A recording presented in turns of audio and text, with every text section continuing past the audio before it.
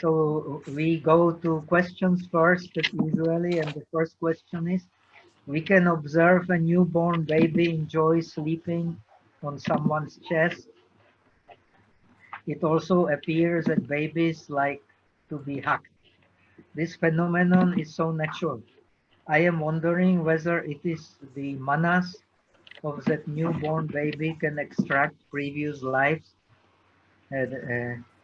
information from its alaya consciousness, that the sixth consciousness get the image from the seventh consciousness in order its eye consciousness and its body consciousness to react so as to get attention and to ask for staying in its enjoyable condition. Now you have to understand what is your eyes are the product of your wish to see in the past life. If you did not have the wish to see in the past life, you would not have the eyes in this life. You have to understand this very clearly. And because of this wish to see in past life, now you can see. So it is a part of your karma, inseparable from your karma. According to Buddhism, if you see pleasant colors, it is due to the your wholesome deeds in the past life. If you see unpleasant colors, it is due to unwholesome deeds in your past life. So this is the cause and effect. This cause and effect is stored in the alaya consciousness, which is the cause, and the seven active consciousnesses are the effect, and seven active consciousnesses again they become the cause, and the alaya becomes the effect. The alaya stores the seeds of the consciousness. So this is how we work. So the newborn baby already is programmed to some extent by the deeds of the past life, by the differentiations of the past life. So the newborn baby, the first reaction is they don't have yet much developed differentiating consciousness, but their first reaction is to wish to see, to wish to have a pleasant touch, not unpleasant touch. This is a natural instinct which is stored in their consciousness, because the eye consciousness is the result of desire to see. The bodily consciousness is a result of the desire to touch. And the baby wants to experience a pleasant touch. If it does not experience a pleasant touch, it will cry. So whether we like it or not, our present sensation is linked to our past sensation. And it is the past sensation we cling to. And we differentiate it in accordance with the present mental consciousness.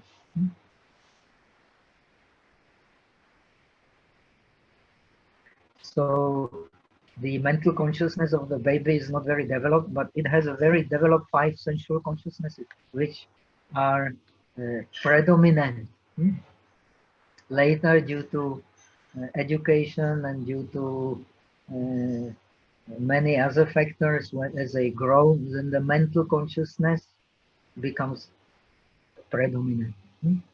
But the mental consciousness is still, because we are in the world dominated by the senses, in the kama dhatu, is still in our experience dominated, but by what we experience through the 5 senses. This is the cause of our likings and dislikings, whether we are aware of it or not. Okay, so the question number 2. I had some strange experience a few times in past 30 plus years. For example, I just visited a new place and talked to newly met person. Suddenly I had a particular snapshot in my mind. Oh, I did experience the same. I was in that place before and I had talked to the same newly met person. Even so, that person's face was fuzzy. That is ridiculous. It is not ridiculous at all.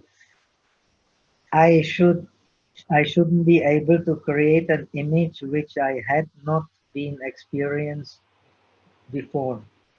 You may have experienced before, but you don't remember. There are many, many more things that we don't remember than what we remember. Then when you meditate, you will be surprised that you can, when you direct your mind to the past experiences, you will be surprised how many things you can still remember which you have forgotten. So in the Vipassana, we can also, when we have analyzed the present objects and the mind on the present object, you can analyze your past experiences. This is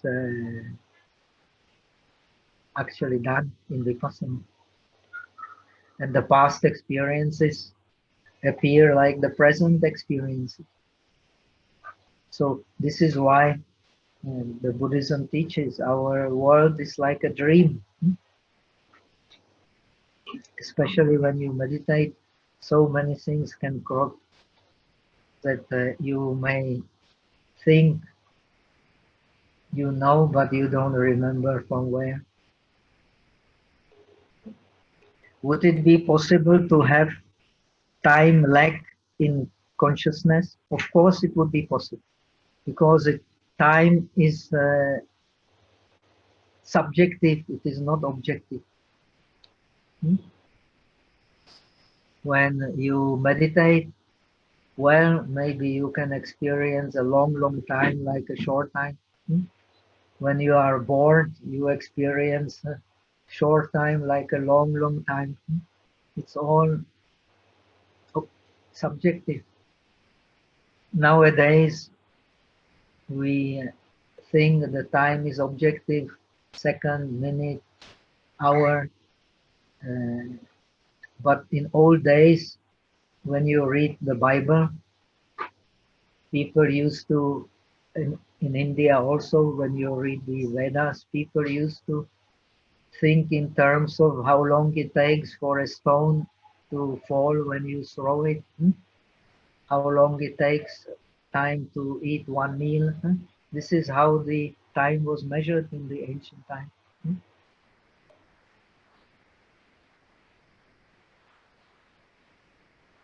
Which part of my consciousness went wrong? Nothing went wrong.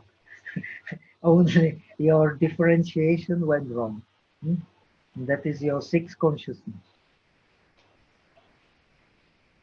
Probably either darshana bhaga or nimitta bhaga in the illusionary sixth mental consciousness has captured the wrong image. It has not captured the wrong image, but you don't know. You have done millions, billions, trillions, and trillions of karmas. Which karma will crop out? Very difficult to say. So also which collective karma will crop out? Very, very difficult to say. So what we consider to be bad is not necessarily bad. What we consider to be good is not necessarily good. What we consider to be reasonable is not necessarily reasonable. What we consider unreasonable is not necessarily unreasonable. Now you are studying the Yogacara philosophy. You should see very clearly our world is a subjective world. And because we cling, we believe it is an objective world. But it has very little to do with objectivity. Objectivity is what the Buddha sees, not what the ordinary being sees. This is very important to understand. So your idea of wrong and right is completely based on the illusionary six consciousness, which is precisely that which confuses the beings. Because it is based on manas. And manas is the base for six consciousness, and in manas, the idea of self arises spontaneously. In the six consciousness, then arises sometimes spontaneously, sometimes by differentiation. But in manas, always spontaneously. So it is the deep consciousness, which we normally see. But you can understand that it is there because you are attached even in a dream when there is no object outside to be differentiated by the six consciousness. So even in a dream, you already attached, you already have aversion, and it is nothing but your six consciousness working on the base of manas without the reference to the outer object. Now we have two types of mental consciousness, very important to understand. The mental consciousness following the input of the five senses, and the mental consciousness where the object comes from the mind itself, like abstract ideas, are not directly linked to colors, sounds, and so on.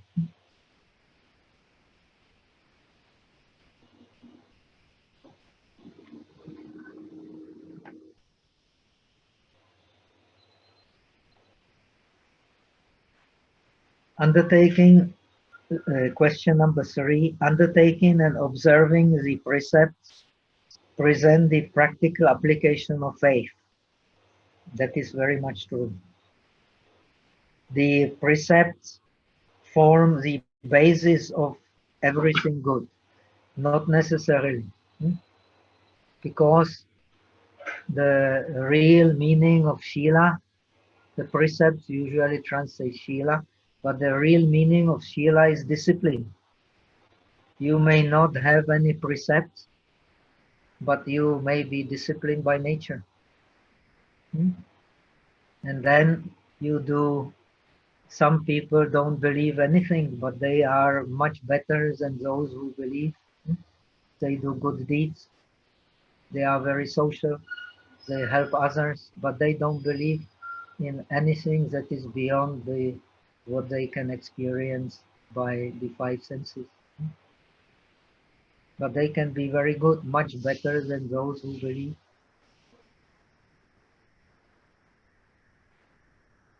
So there is the spontaneous good conduct, and there is a good conduct based on precept. If the conduct based on precepts is successful, then it also becomes spontaneous. The good person spontaneously does not do bad deeds, and he not necessarily needs any faith for that.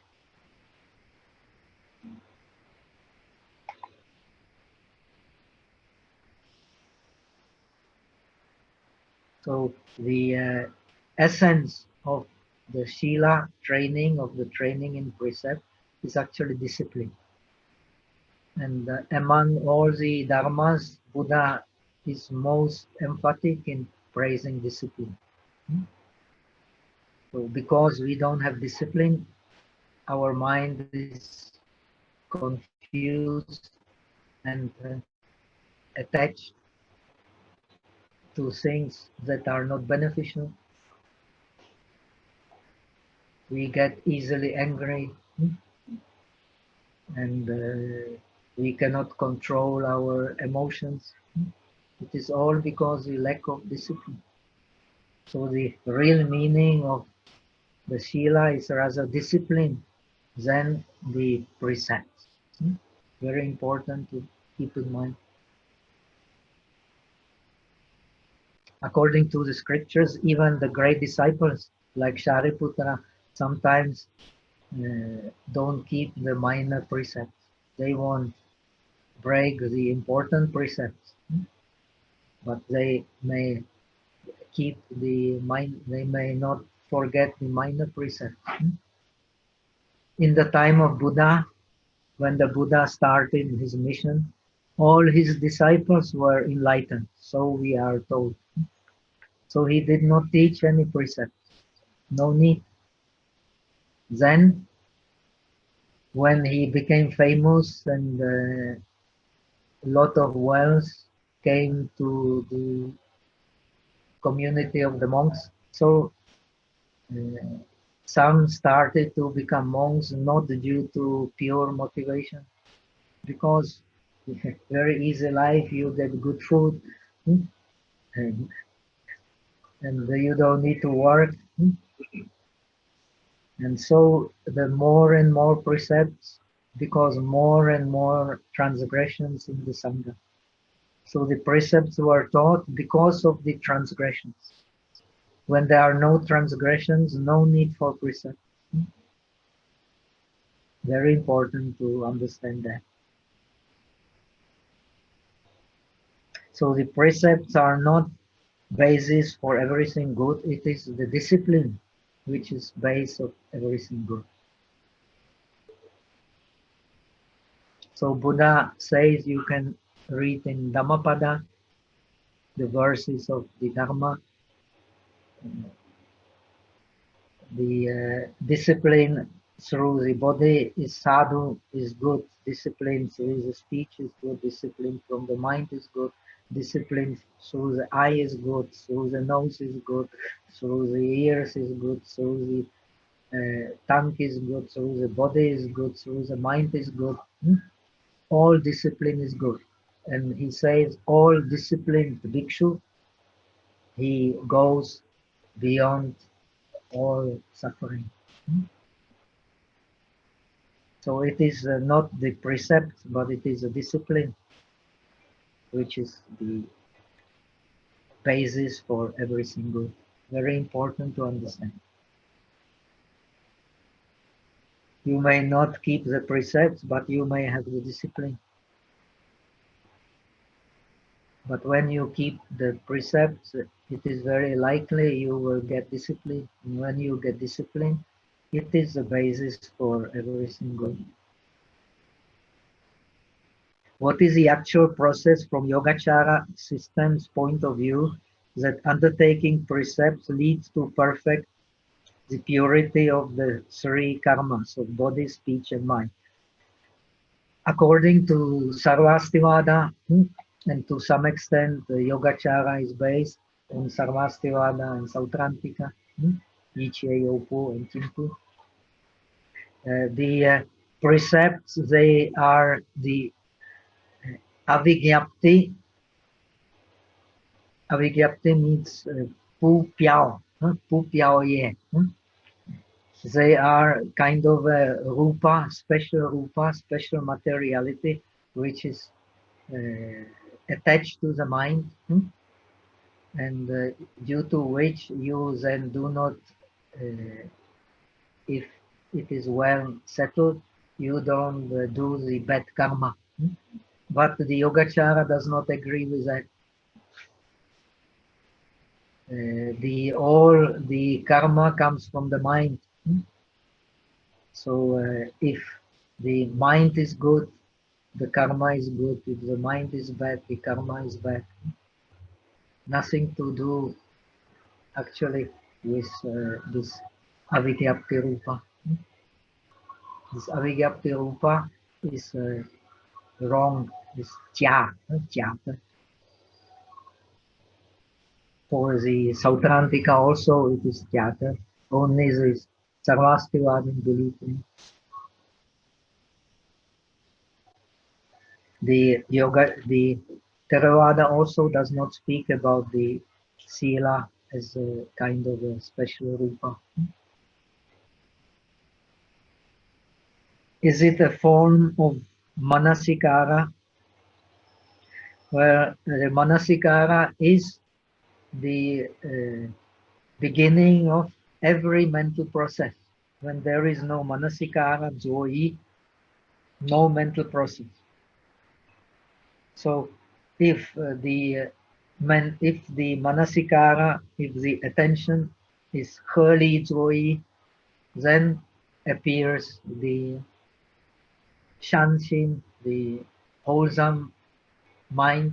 If the manasikara is pukhali joy, appears the unwholesome, pushanshi.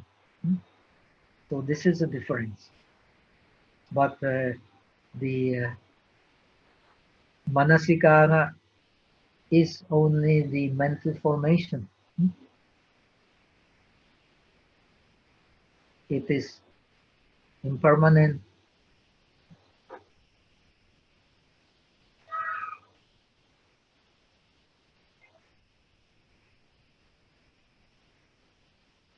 Is it a pragyapti? Of course, it is. This avigyapti upa is a pragyapti. It is shasha, neotso. It is true. It may be helpful for understanding the Dharma, but it does not exist as such. Is it correct to say that the Shotye ceremony have impact on the sixth consciousness, then subsequently suppress the bad seed stored in alaya from functioning, provided you take it with sincerity and intention to do. Yi. Yi means intention to do. Now we have two kinds of the yi, the fa yi and yi. Intention to indulge in the senses and intention for dharma. So the intention for dharma, if the shotye becomes intention for dharma, it will of course change the karma. But in the Theravada countries where Buddhism is the national religion, many people just take the precept as a kind of a convention. Like in the West, people go to church also for convention, but they don't really believe. So the only when you believe, then you will practice the fear of evil and the shame of evil. Then your precepts will be successful. If you don't have Tsankwe, the fear, the shame of evil and the fear of evil, your precepts will not be successful. They will not become the cause of wholesome mind. And every wholesome mind, according to Buddhism, all systems, they have the shame of evil and the fear of evil. Shame of evil because of the self, and the fear of evil because of fear of being reprimanded by others. So these two things make the Shotye succeed. If it is not there, you may Shotye a million times, but it will not change your character. Okay, these are the three questions. So we have some more questions. You have discussed grossness and pliancy in your lectures and notes. Very important. Please kindly contemplate on that. We are all, our suffering is our grossness. And our happiness, real happiness, is our pliancy. This is very important to understand. The more you understand Buddhism, If you really understand it, the more pliancy you will get. Now, could you please elaborate on these 2 points for beginners practicing mindfulness? Yes, this is very important. The mindfulness is the check on the grossness. According to Abhidharma, because you have mindfulness, you have the shame of doing evil and you have the fear of doing evil. If you don't have mindfulness, these two will not be there. The result will be what? The result will be that you will grasp for the signs of objects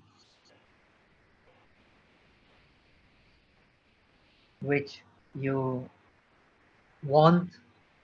You will want to possess them for yourself, and you will want to push away by force the signs of the objects you don't like. So this is the cause of the appropriation. The more upadhi, the more appropriation we have, the more grossness we have. So the grossness comes from desperate clinging, forceful clinging to the signs of objects. Now the difference between the meditator is that he checks this by mindfulness and awareness. So of course he may have likings, he may have dislikings, but it does not lead to forceful clinging and to forceful aversion. So he enters the process of purification and he can get more and more pliancy.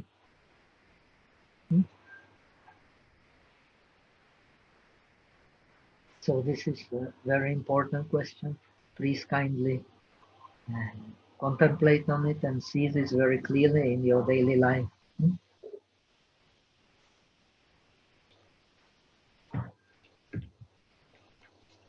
This one.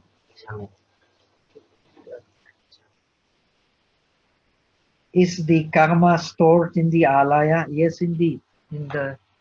You have learned now. The karma is stored in the alaya, and the alaya also is the cause for the 7 active consciousnesses which act. So it stores what the 7 active consciousnesses do, and it reproduces them again. So it is a cause and effect.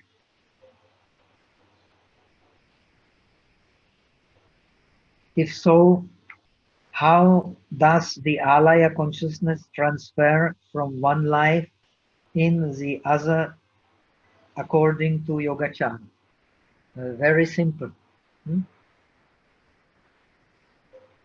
It transfers because when you die, the other consciousnesses slowly stop functioning.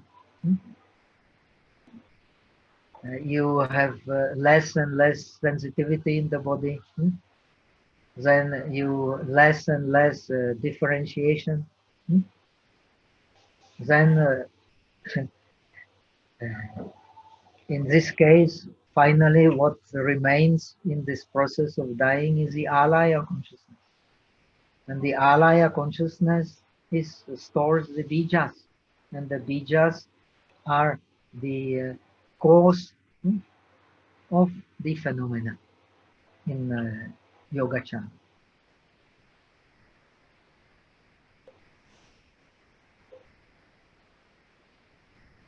If you don't have the bijas in your consciousness, then your consciousness turns into the wisdom. then this wisdom of great mirror is the cause of liberation. In this wisdom of great mirror, everything is equal. Now everything is not equal because we don't have the great mirror consciousness. When the great mirror consciousness has functioned, automatically the manas becomes the wisdom of equality. When the manas becomes a wisdom of equality, the sixth consciousness causes no trouble. It becomes the Miao Quan, the wonderful seeing. And then the five consciousnesses, they do whatever you wish. So, no trouble anymore, no suffering. So you are based in the real. And the real is the suchness of the consciousness. No matter whether you Arahat or Pratyeka Buddha or the realized Bodhisattva, you are based in the real. But we beings who have not yet a deep realization, we are based in our seats. This is our subjective world. So we see in a very unequal way in terms of liking and disliking, which creates a new karma, because the karma is based on our feeling. Due to feelings, we create karma. Because our feelings are gross, we experience grossness. When our feelings become more subtle, we experience happiness.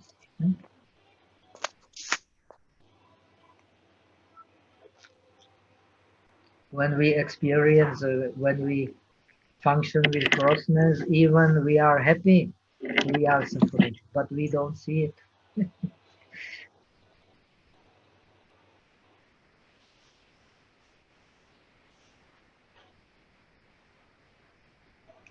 Can we consider the precepts as motivation and guideline for one to do a wholesome deeds? Yes, indeed, if you are very sincere.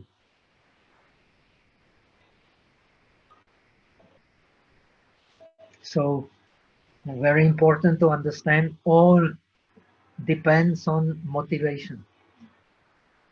Motivation here means the chanda.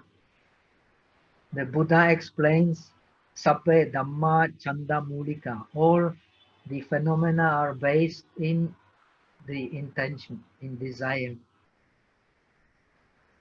If we have sincere desire for Dharma and we practice it, sooner or later we will experience more pliancy. And the pliancy is real happiness.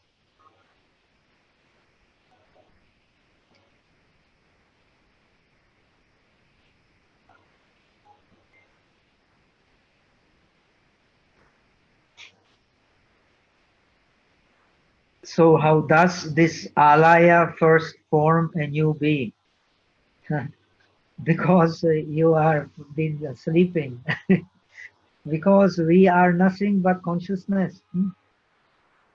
I have explained, your eyes are born due to the desire to see, your ears are born due to the desire to hear.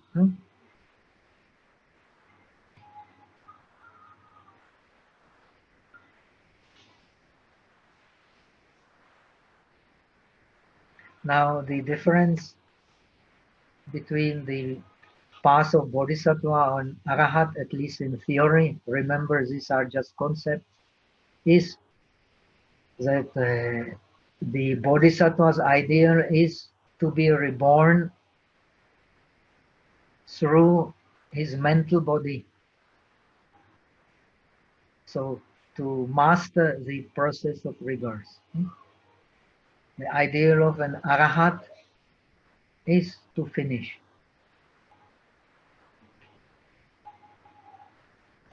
So this is a difference.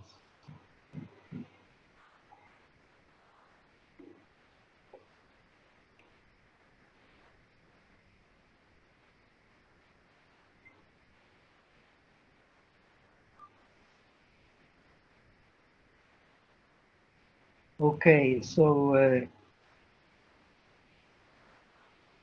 can we consider the present motivation? Okay, another question. Very good. So some people try to think. So how does this alaya first form a new being? Well, it is very simple. It is same in all Buddhist traditions.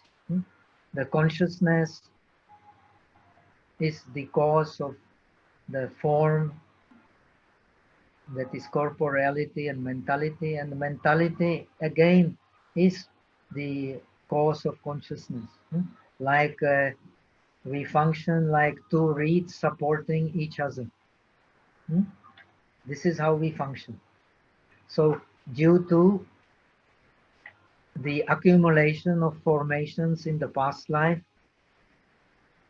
which are based on ignorance, and ignorance in Buddhism means grasping.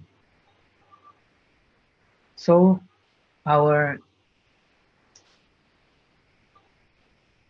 worldly consciousness is born. Then the worldly consciousness gives rise to the corporeality and mentality. Corporeality and mentality develops the 5 inner bases and the 5 outer bases. Then due to them we have the touch. Due to touch we have the feeling. Whether we like it or not, this is a result. We are attached to the resultant consciousness, not to the present consciousness so much. Then where is the breaking point? The sensation gives rise to thirst. Because we have thirst for existence, we have thirst for the self.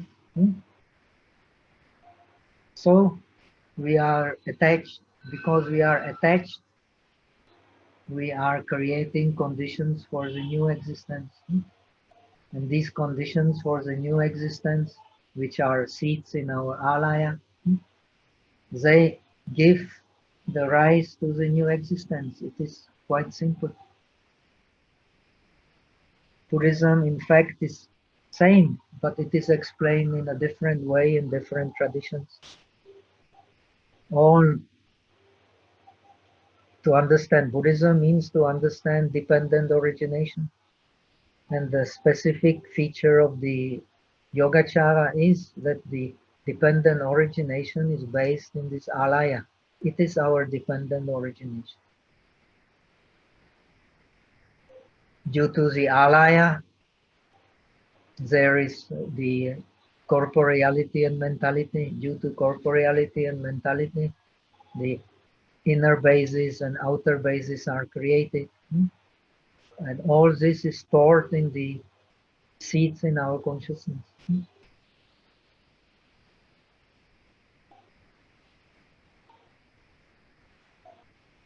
And these seeds in our consciousness are based on our shilun, on our differentiation.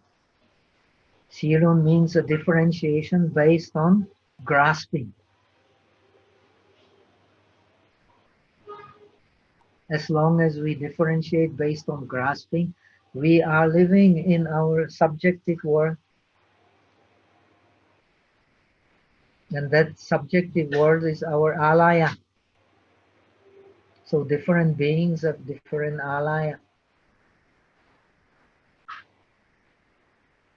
It is very simple. And this alaya is the very base for the existence.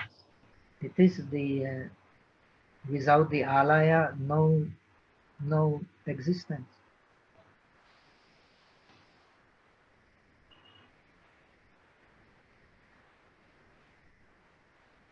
So in this alaya is stored like in a computer, all the information about our world, how we relate to it through the senses.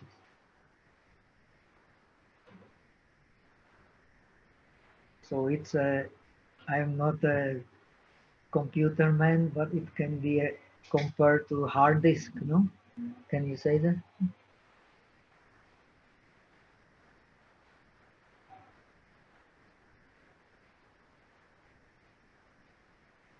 I mean, how alaya enter and function in a new baby.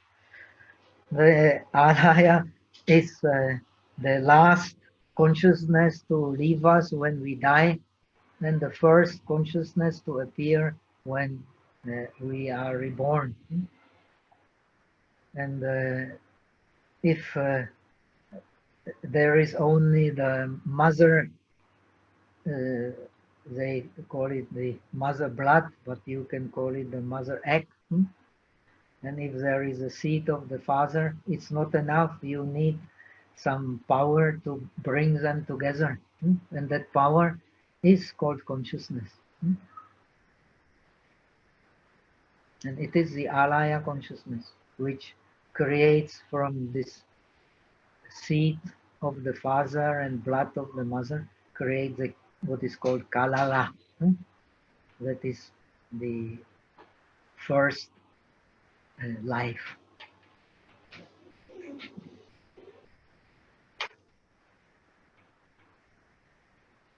When we are experiencing physical pain, we should practice shamatha or vipassana. Of course, when you're experiencing physical pain, you should practice shamatha and vipassana.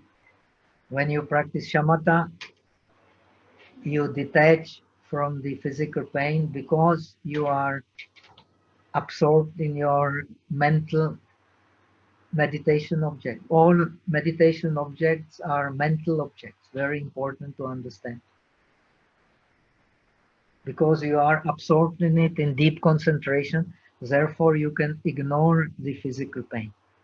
Now, if you practice vipassana, when you have a good concentration, that physical pain is nothing but the four aggregates. This is what we experience through the body. So the pain is actually sensation of hardness, which is the earth element, sensation of cohesion, which is the water element, sensation of heat, which is the fire element, sensation of vibration, which is the wind element, and these characteristics in the same place when you have good concentration, always changing, never the same. When you can see it clearly, you can detach from the pain. But first you have to practice shamatha, then you can do it. If you don't have shamatha, you won't be able to do it. Okay, no more questions? So we can go to our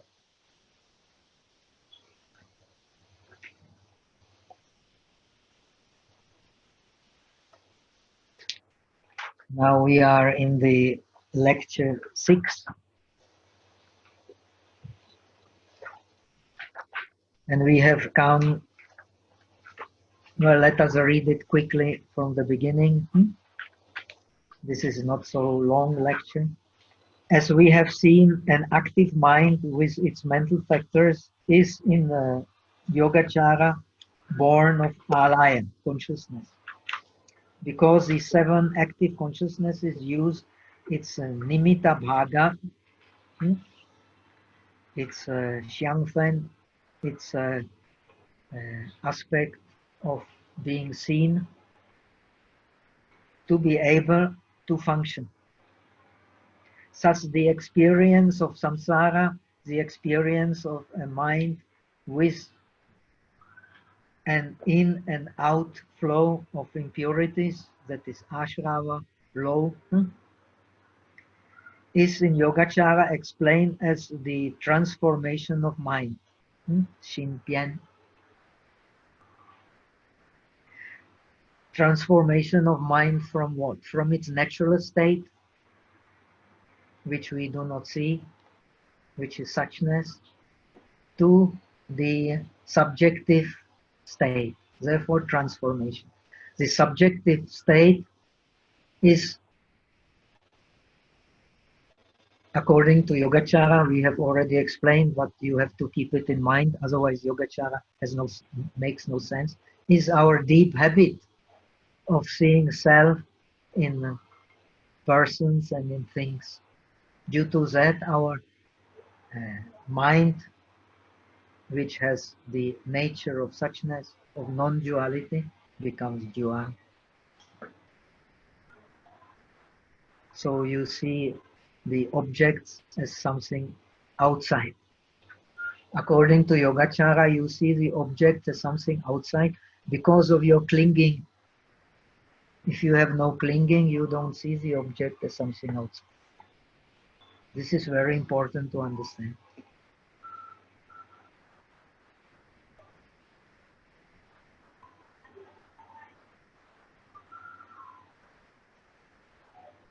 This transformation is of two kinds, based on causes and conditions. We have explained that already. Without a direct intermediary of the sixth consciousness, that is, the object becomes the alaya object or the objects of the five senses.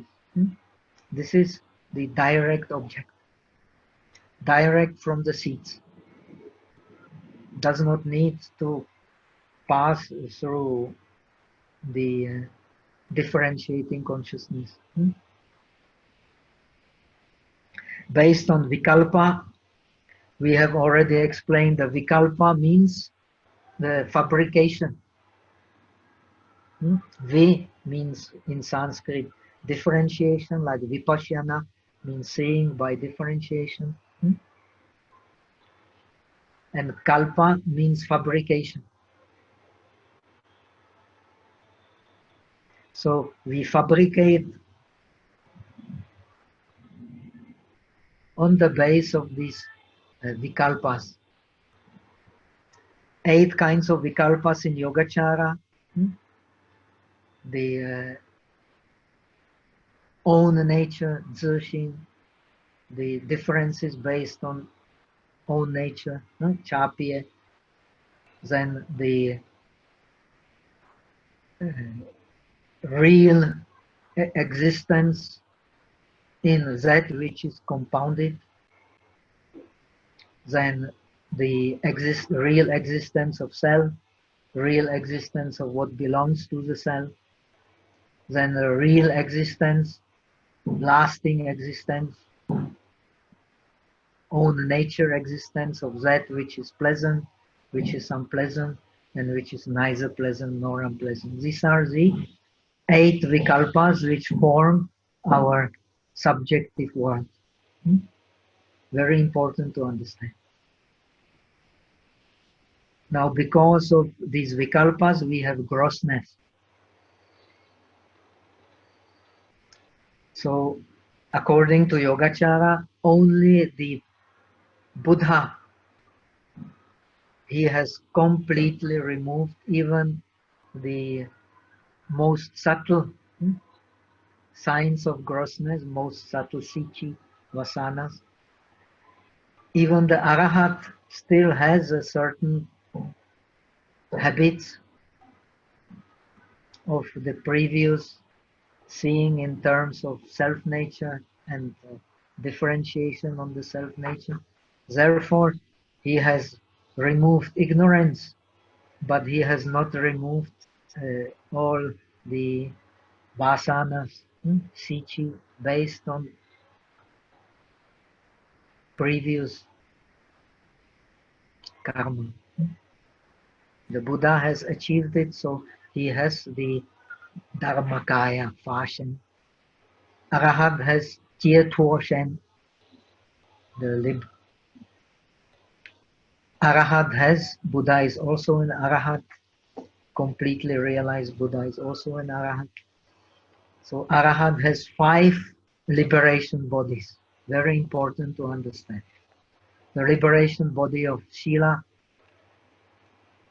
of discipline, the liberation body of concentration, the liberation body of wisdom, the liberation body of liberation, and the liberation body of the knowledge of liberation. So when you become Arahat, you have these 5 bodies, so you know no reason to be reborn again in this world. Now the Buddha has also these 5 bodies, but he has also Dharmakaya. Because he has Dharmakaya, he is one with Dharma. So he's one with Dharma even in his conduct.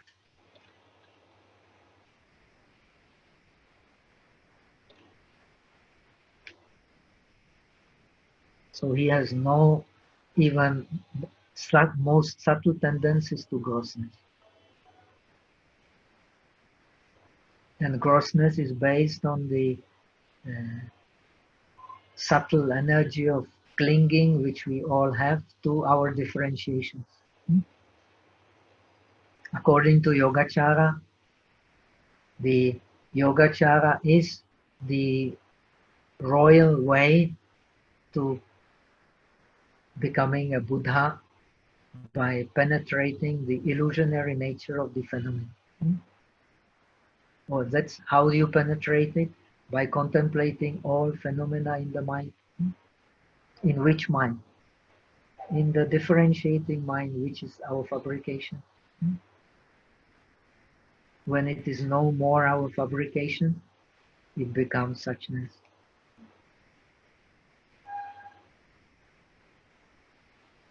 So I hope you now get a better understanding and you use it in your daily life. Even so, we are not Buddhas. We should know very well how the Buddha functions. This is very helpful.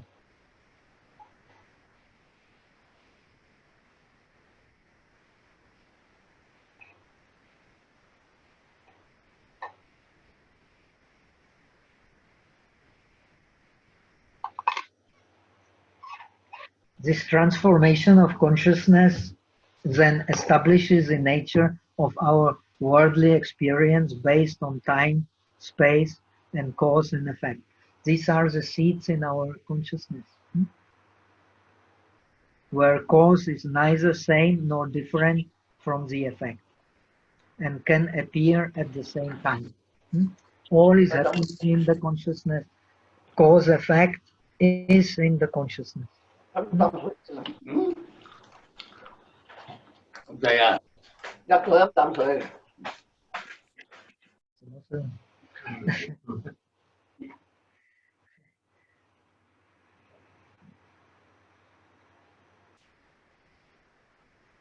So this is peculiarity of the Yogacara. Cause and effect has its base in the consciousness, not outside. If you meditate like that, it is a great help for your meditation, even if you don't believe in alaya. The Madhyamika also does not believe in alaya, but they use alaya also to understand their experience.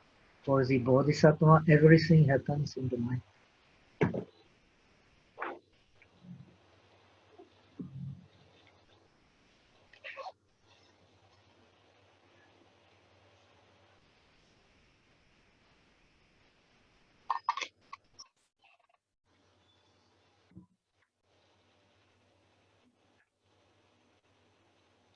It is because the eighth consciousness is a place where our experience takes place. The eighth consciousness, through our senses, appropriate our world.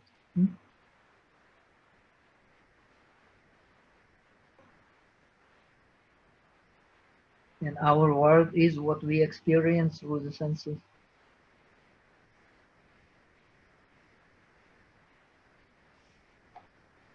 So when there is no more appropriation, so there is no more cause for existence.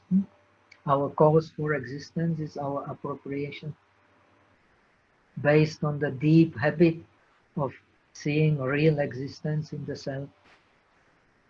and in the phenomenon. Now, difference between one who wants to become an arahat and one who wants to become a realized bodhisattva is that the arahat sees it and wants to finish with that. The bodhisattva, true bodhisattva, sees it, but he does not want to finish with that. If he finishes with that, he will never become a fully realized Buddha.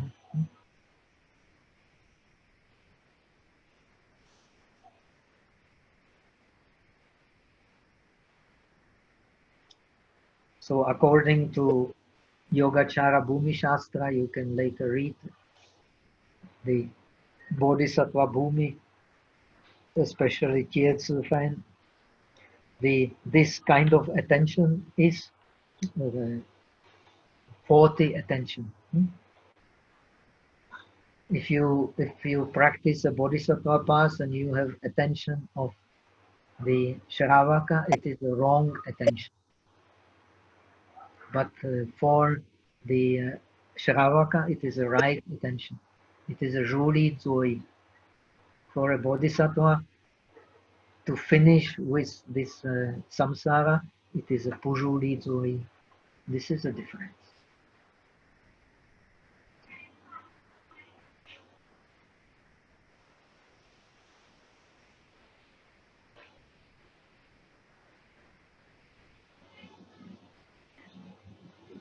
Thus, our continuity is the dependent origination based on the principle of consciousness being the cause of corporeality and mentality and vice versa. This is the most important aspect of understanding dependent origination. Corporeality and mentality is based in consciousness, and consciousness again is based in mentality and corporeality. And what consciousness? The alaya consciousness. In the Theravada tradition, it is the bhavanga consciousness, Yofenshin. According to Asanga, they explain the same thing. They are the same concept. They explain the continuity in the experience of impermanence, which is cause and effect. Cause and effect is impermanence. And this impermanence has a continuity because of alaya, because of Yofenshin, because of bhavanga. Bhavanga literally means the cause of existence. So the alaya is the cause of existence. Because we have alaya, we have the cause of existence. When the alaya becomes a wisdom, so you can either finish with existence or you can master the existence.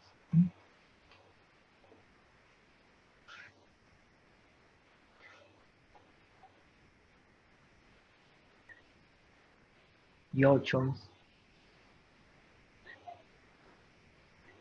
Thus in the Yogacara, the sign of the object experienced by mind and mental factors which form it, without which no mental process can be born, is but a transformation of the mind itself. It is like a reflection in a mirror, so it is a reflected image. What we experience as the outside world is a reflected image, but we first understand it through meditation.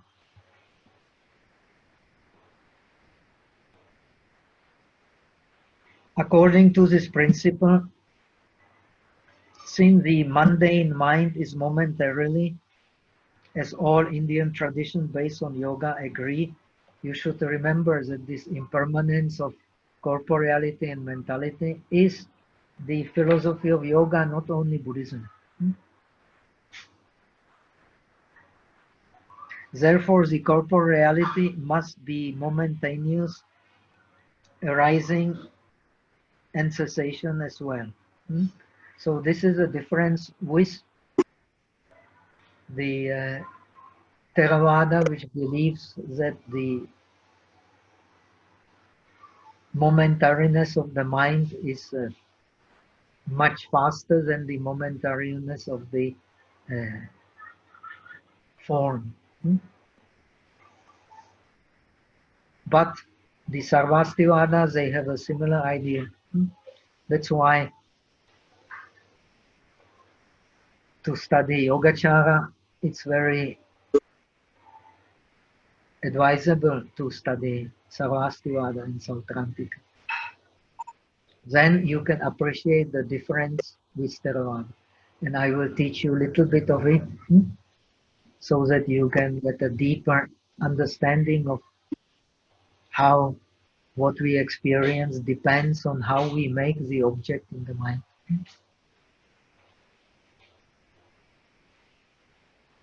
Thus, the outside objects that we experience are nothing but the differentiation based on the six consciousness, which is based in manas. And manas brings into the depths of our being the idea of self, which is very, very difficult to approve. Even when you have the realization, it will still be there, but it will become much less.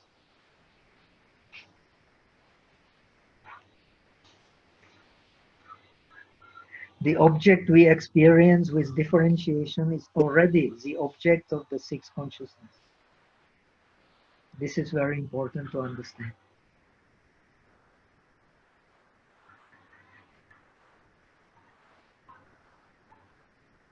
So we are, whether we are aware of it or not, we are already programmed in our judgments. From the moment we use our eye consciousness, ear consciousness, because they are based on our desire, I have explained, on our past design. The original object experience through the coming together of the five faculties and five objects are already gone. The woman we are attached to, that we like, is the picture in our mind, is not the present seeing of the woman. Same about the car, same about all the other things. This is very important to realize in meditation. So we are living in our own little world, and we always, in one way or another, tend to believe that it is objective.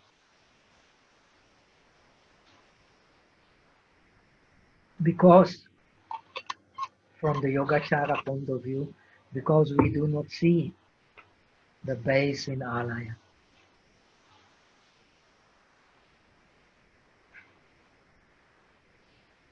Buddhism teaches indeed that our worldly non-enlightened experience is but a dream, since it all happens in the mind. The further step that the Yogacara makes is to prove that there is nothing in our experience that actually corresponds to the characteristics of the corporeality. That's what we're going to analyze in the next lesson. Then the practice of Vipassana will become much more clear.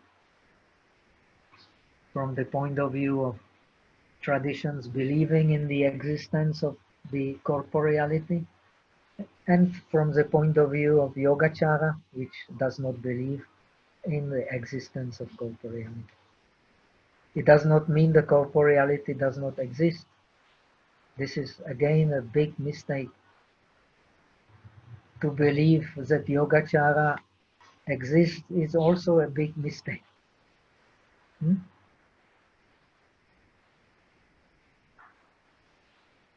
But the outer object is our concept. Because we cannot separate sensation from the outer data. It is impossible. And as long as when there is attachment to sensation, there is already subjectivity, whether you like it or not.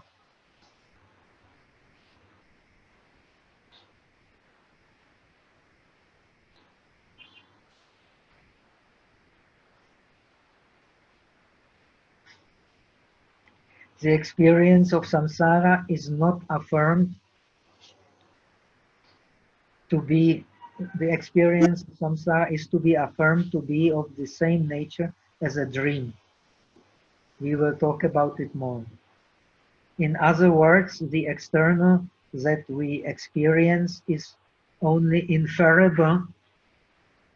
What we see directly is but our own cognition. Very important to understand and also to see in meditation. How do we know?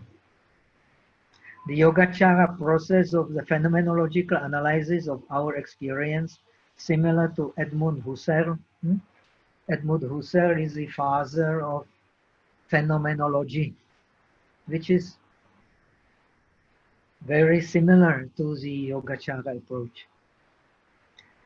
The Husserl believes that we are deluded in this world because we judge objects on the basis of intentionality. That's why we cannot transcend our sensations and our subjective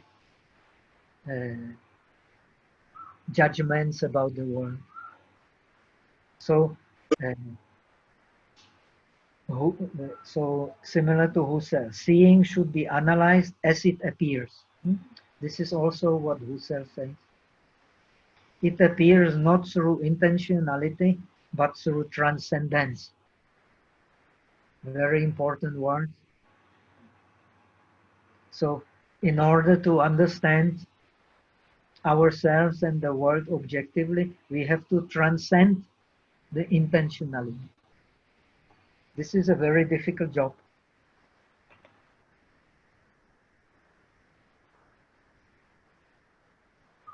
Because as soon as we start to think, we are already subjected to intentionality.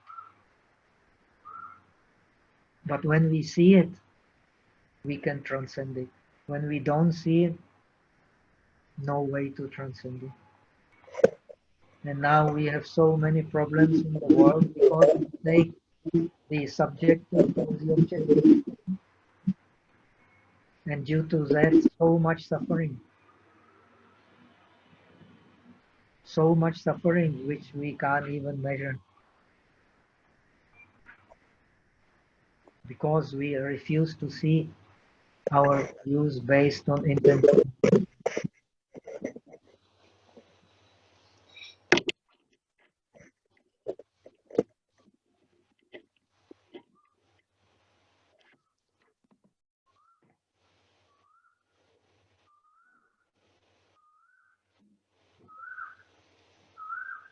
Our seeing is but a manifestation of the mind, manifested by a reflected image. This realization is the first step to go beyond the bondage of the world. This is the transcendence.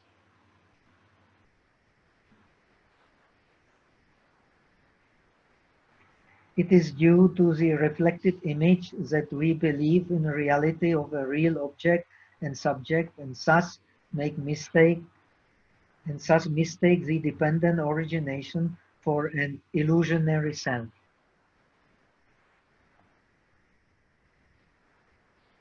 The reflected image is the process of fabricating the reality on the base of names and concepts based on them, which bring the inflow and outflow of impurities to the mind, differentiating self in our mundane experience. Because of this intentionality, willingly or unwillingly, already appears a self. This reality is fabricated And our real experience of the world, that is causality, is always colored by fabrication, as long as we have not directly experienced the truth of suchness. So it is a truth of suchness which reveals to us the subjective nature of our experience, which is alaya, our alaya. So our experience in the world is illusionary, but it has own nature, the suchness of the mind. There is, according to Yogacara, nothing has own nature except the suchness of the mind.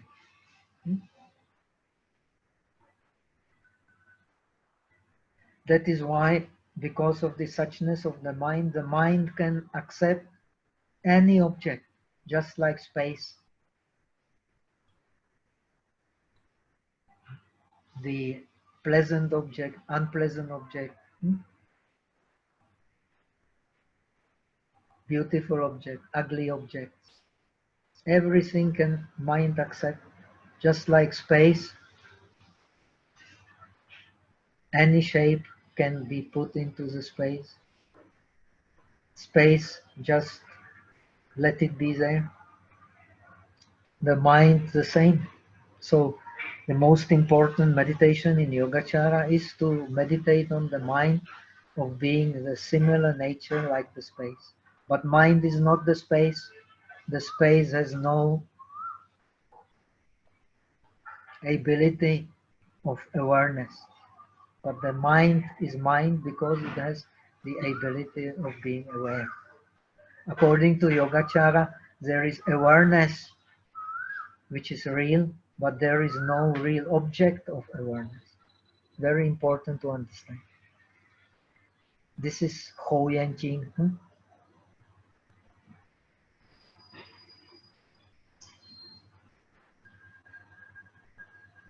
有觉无觉一。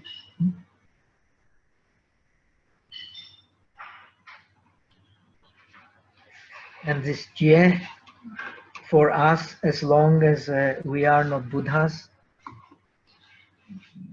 it is our zicheng fan, which is already colored by our bijas.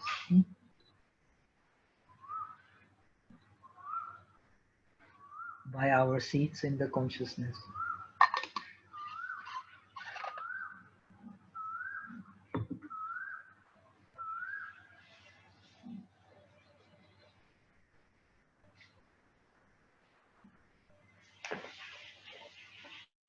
By our dualistic approach, we experience object in a distorted, agitated way. When suchness is experienced, we realize directly the illusionary nature of the self, and thus the perception becomes more naturally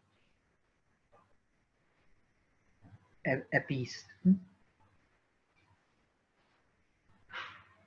According to the Yogacara, the imposition of the self-existent nature on the dependent reality is of 5 kinds.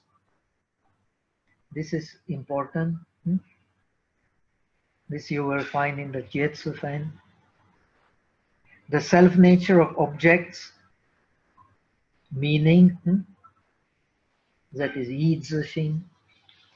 The Yi in Sanskrit has 2 meanings, the object and the meaning. Both are there. When you have object, you have meaning. When you have meaning, you have object.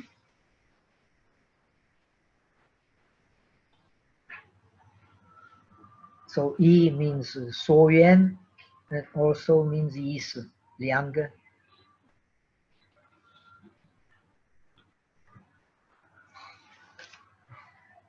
Of names, 名字心, of the defiled, 让自心,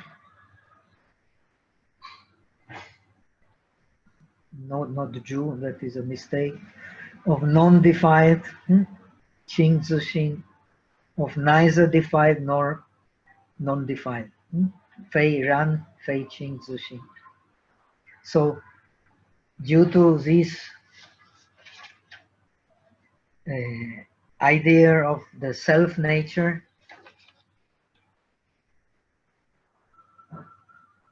we are subjective to the grossness.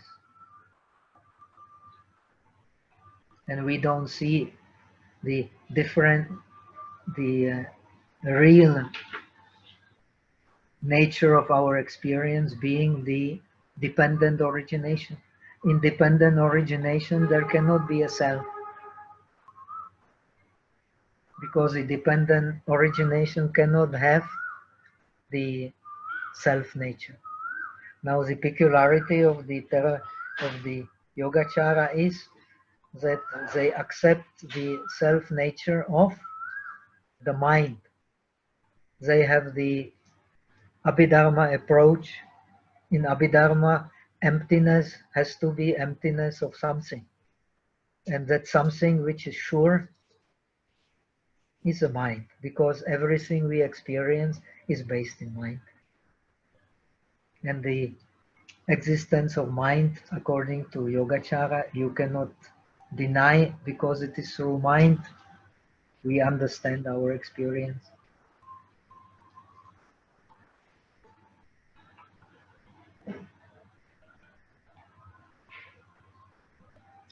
According to the Yogacara, the realization of the disciples is not complete. It does not mean that it is partial. The disciples still live in the stable nature of suchness, but their means to teach it and to use it are not complete.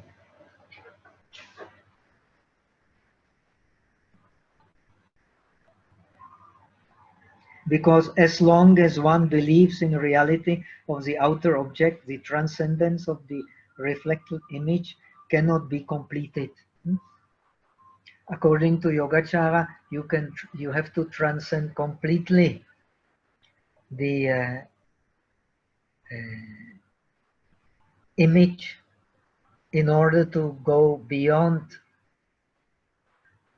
even the seeds of the differentiation of the self.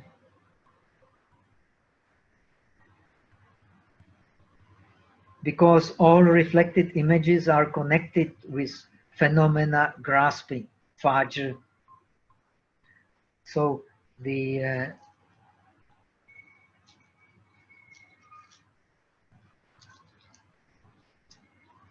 Arahat, he has no renju, he has no clinging to the persons. But if he believes in real existence of the 12 bases, 18 dhatus, elements, then he still has some slight tendency for fajr. So what is the way? To put them in mind. And that's how you transcend the fajr. And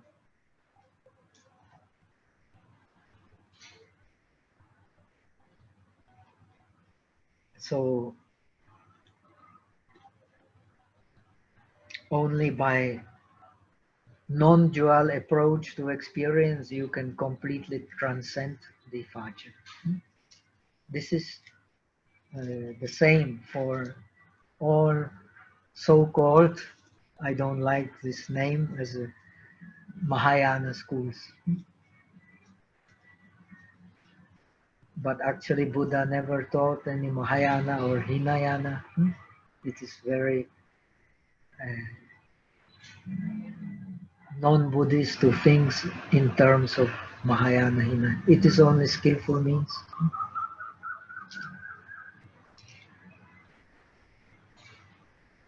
Thus the disciples realize the 5 bodies of liberation, but not the Dharma body. As long as the reflected image is not negated, the dwelling in the reflected image cannot be avoided. This is the essence of Yogacara. And this is how the Yogacara interpret the Pore Polomichin complex. First, you have to negate what you experience as dual in order to understand it as real. This is the transcendental wisdom. What is the essence of transcendental wisdom? The denial of a subjective reality, of a dualistic reality. And the Yogacara sees it as a denial of the Pianchi Shin in order to see the real Yitachi. Then you realize the highest reality.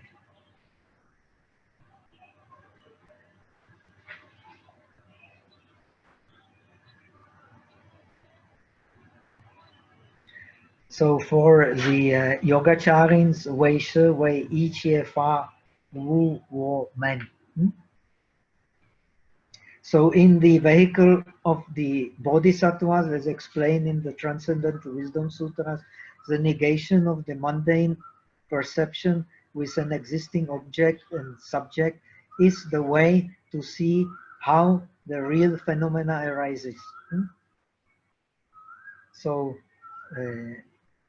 it says by based on the non-seeing, based on the seeing arises the non-seeing. Based on the non-seeing arises a real seeing.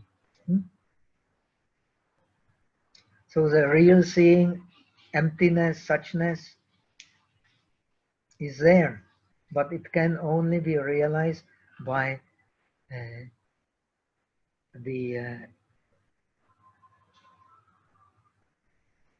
having been based on what we experience, negate that what we experience to experience the real.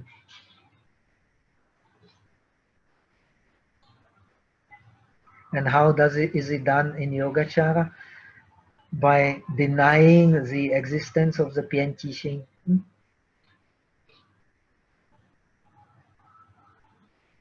Then you will see the real Yitachi. And Yitachi is a base for Pianchi Shin, for Yuan Chen, Yuan Chen Man Shin. So now I have explained before, our experience in the world is like seeing through the diseased eye, seeing two moons.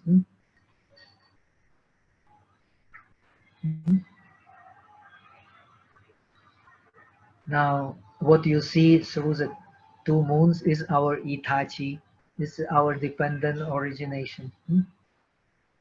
What you see through the diseased eye is Pianchi. What we see through the diseased eye is Itachi. What you see with a healthy eye is Yuan Chen Man.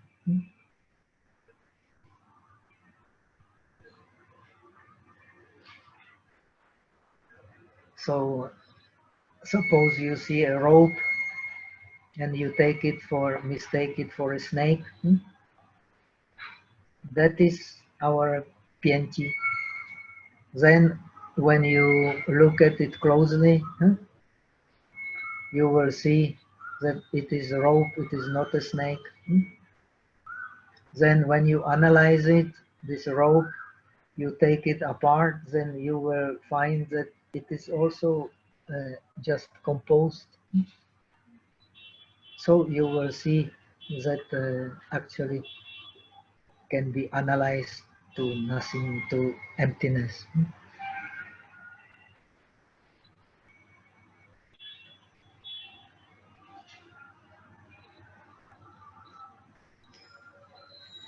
A disciple also realizes that attachment does not come from the object, yet continues to dwell in the idea of reality of reflected images as long as they are not completely negated.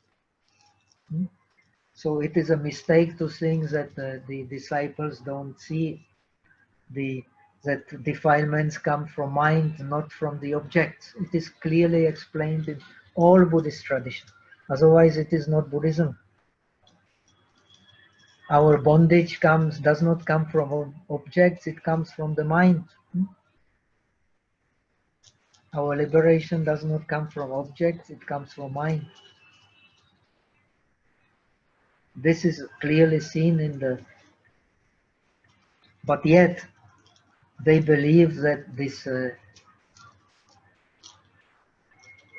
image of the object we make in mind, according to Yogacara, even the 5 aggregates are a concept.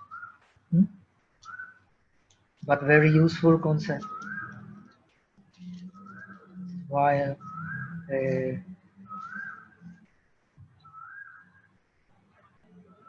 other concepts are not very useful concepts, getting us rid of our clinging to existence.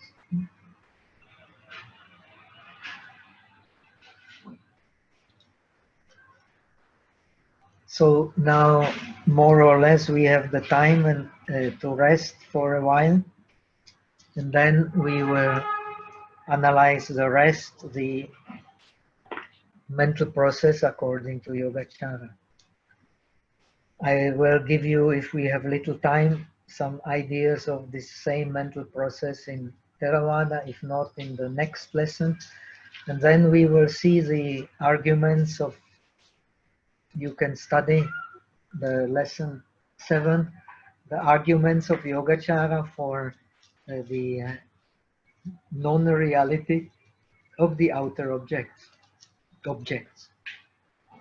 So when we see this very clearly, then the Yogacara will make sense.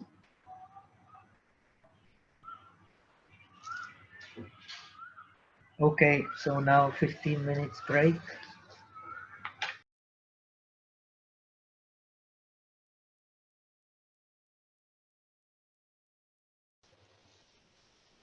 Okay, it seems there are some more questions we have not answered. What does it mean with Dharma? Oh, I don't understand. 那个中国字你看一下。那个不太，我的眼睛不太好。他没有，那个是他的名字而已。这里。对，若见诸相非相，即见如来对我说。What does it mean with Dharma? Where with Dharma? 不知道这样子。他在输入。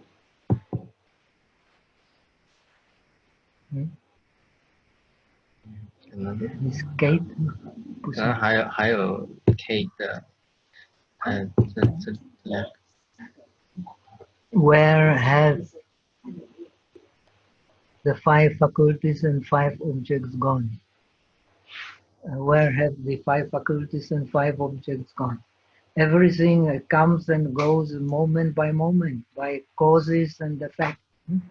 In order that anything appear, you need the Adipati, Pratyaya, Zhengshang, Yuan, which is the faculties.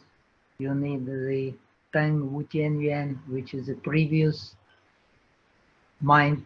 You need the Suo Yuan Yuan, which is your object. If these are not there, then you need the Yin Yuan, which is the Bija, the seed in consciousness which gives rise to the phenomena. It is when these 4 causes and conditions are there, then the things appear naturally moment by moment. It is dependent origination. Cause and effect. And the cause and effect appear and disappear in every moment. This is what is to be realized first in order to understand your experience. So the dependent arising already implies that whatever you experience appears in the moment and in the same moment disappears. Otherwise, there cannot be dependent origination, because the dependent origination does not allow any self in your experience. Self means the substance, non-changing substance. So these causes and conditions are there, the things appear. Whether you like it or not, they will be there if these four causes appear. Okay. What is the relationship between phenomena grasping and Dharma body? What is the relationship between the phenomena grasping and Dharma body? The Dharma body is a result of the Dharma grasping having completely disappeared. So you become the Dharma body. Because of the Dharma grasping, there is still some understanding of reality of the phenomena that you are experiencing.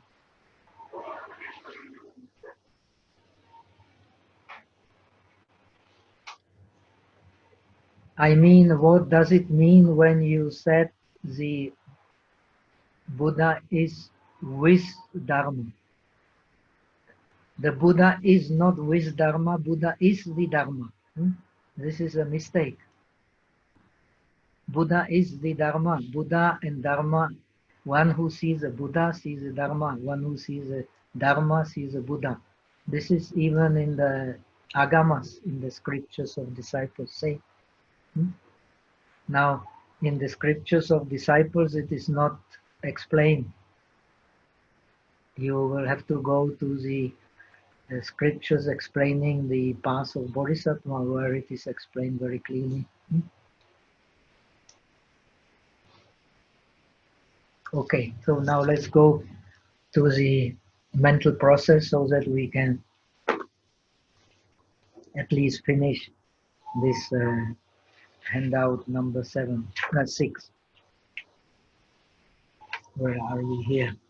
So now we come to the process, mental process itself, according to Yogacara.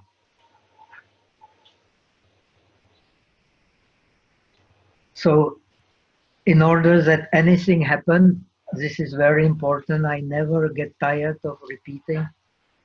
Everything we experience, everything we realize is on the base of the touch.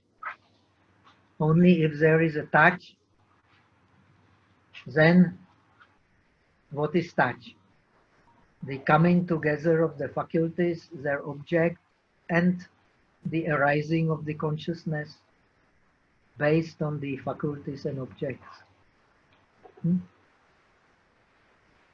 So this is very important to understand. You cannot have anything without the touch, because the touch appears, our world appears. When the touch is gone, no world there. So the touch is everything that we actually realize is based on touch. So when there is a coming together of the faculty and the object, the things start happening.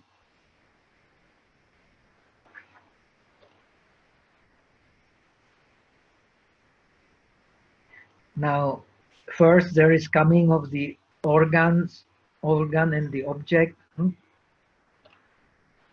together, which is called aupapatika. Aupapatika is like flesh-like occurrence of consciousness, when the faculty and the object come together. Usually it is the contact of 5 senses with their respective organ. The touch of the eye faculty. Eye faculty is what? Eye faculty is the sensitivity of the eye. According to Buddhism, our eye is actually only the base for the sensitivity of the eye. Without that base, that sensitivity of the eye cannot see color. And the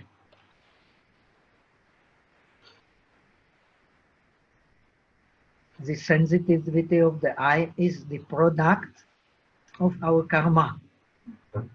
I have explained of our previous desire to see, to hear, to smell, and so on.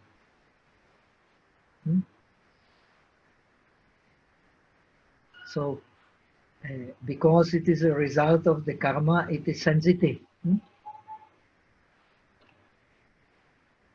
So you can feel it.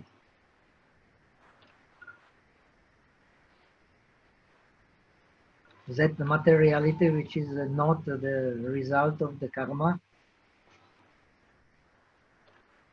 you cannot actually feel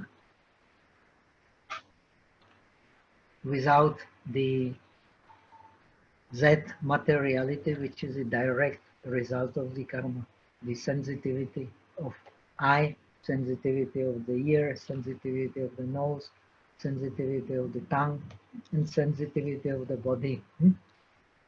In a Jishulun, Abhidharma Kosha, you will even find the analysis of the shapes.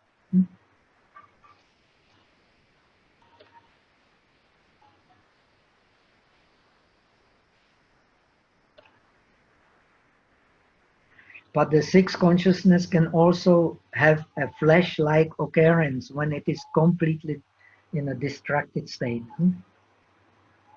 So you can also have Shwai or Sh when you don't distinguish very clearly the object, but you know something is there.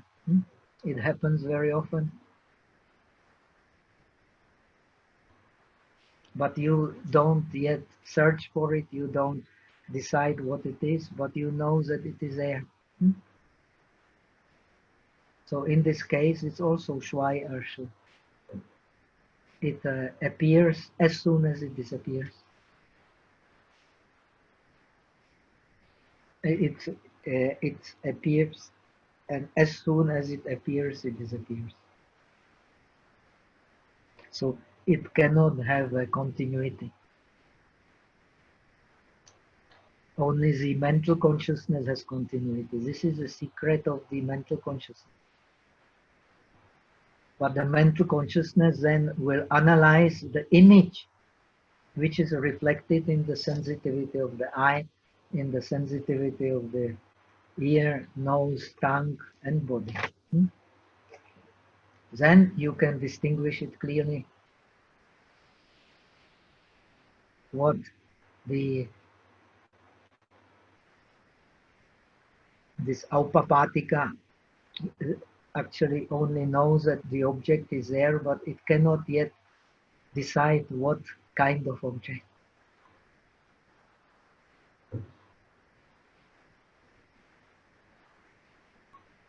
This stage of experience of object has no continuity of attention, and it can take a past object only. This is very important. The sensitivities is a creation of our past karma.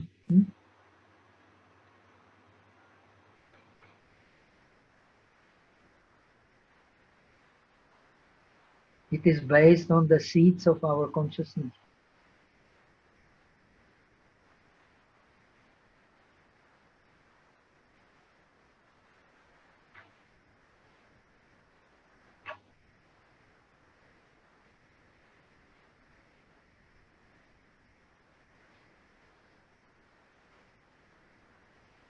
How happens a mental process? First, there has to be attention. When there is attention, something starts happening. Why something starts happening? Because the faculty and the organ which belongs to that faculty, the object which belongs to that faculty, like the color belongs to the sensitivity of the eye. It impinges on the eye. The sound impinges on the ear.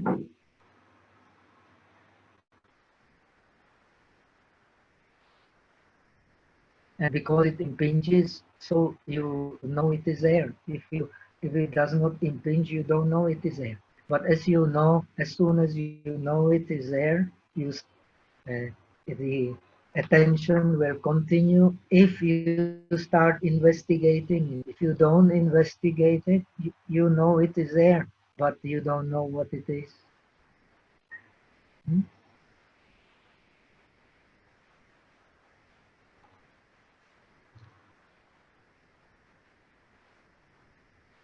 And this attention is, I have already explained, is what gives movement to the mind.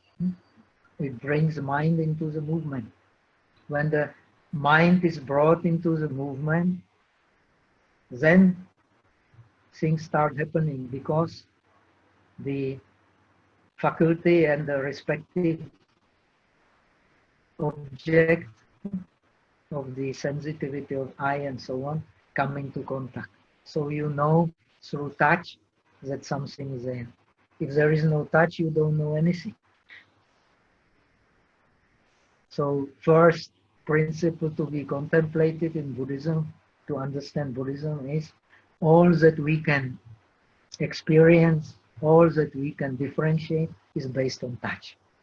When there is no touch, nothing to experience, nothing to differentiate. So because there is touch, the five aggregates come together. If there is no touch, how do you know you have the five aggregates? You don't know anything.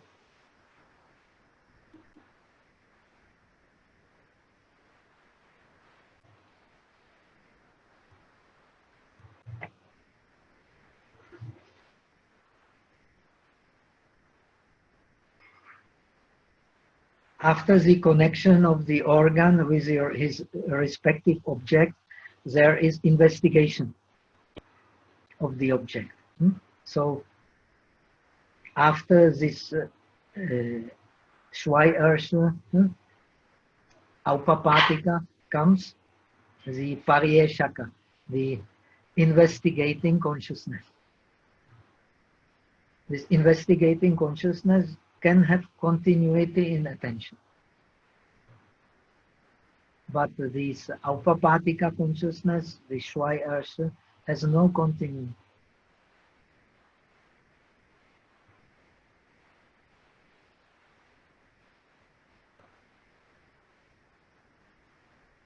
It is well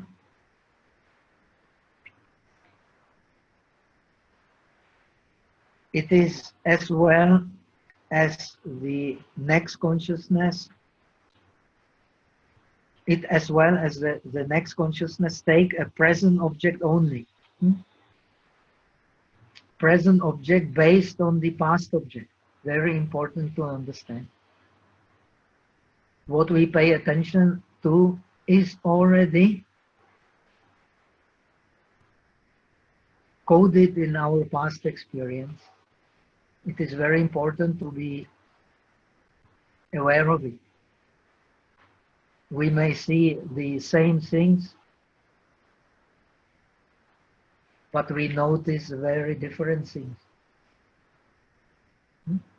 So suppose we go to Hong Kong and we pass through the same street, we can have a coffee after that or tea, and you will find, strangely enough, that you may have seen something quite different from the others.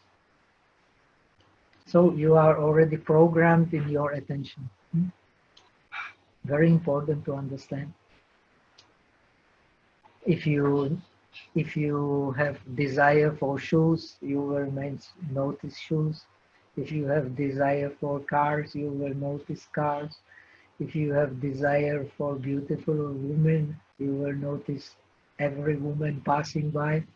If you have desire for beautiful men, you will notice every man passing by. If you have a desire for architecture, you will notice the buildings. So we notice according to our intention, according to our desire. So this is how our karma forms our attention. Very important to understand. So by attention, we conduct the mind. The function of attention is to conduct the mind to the object. So there is a touch. And through the touch we experience, and we experience through what? Through sensation. When we have wholesome attention, then we, in this attention, we understand either importance of concentration or importance of contemplating the impermanence. So we will not grasp too much to that attention. If we grasp to that attention, then all the unwholesome can come. So the object of our attention should be a suitable object. It should be connected with skillfulness. It should be with concentration, and it should know the impermanence. This is awareness. This is wisdom.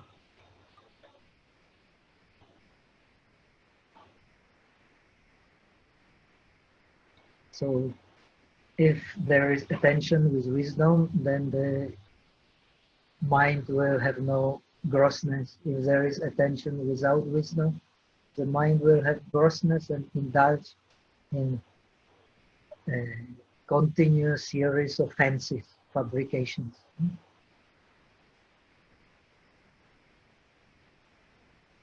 I want that car, I want that woman, I want that these shoes.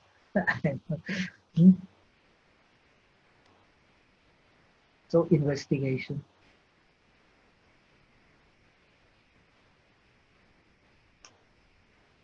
After the connection of the organ with its respective object, there is investigation of the object. The investigating mind, called Pariyeshaka, Shinchusha, which can have, it has continuity. It can have continuity, not necessary, but usually it has. It, as well as the next consciousness, take a present object only. But the present object is based on the past object, we have explained, reflecting the previous moment. If the sixth distracted consciousness is followed by an investigating sixth consciousness, it is called Shui Er Sui, following the Shui Er.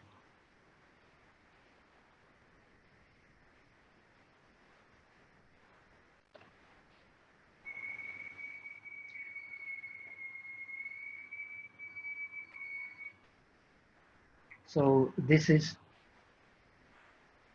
I have already mentioned, we experience objects based on the five senses, and we experience objects which come directly from the consciousness itself. So two types of cognition, of the objects based on the five senses and of the objects which crop from the consciousness itself. When you pay attention to these objects, investigate them, then it will be Shui Er Sui. Is it clear?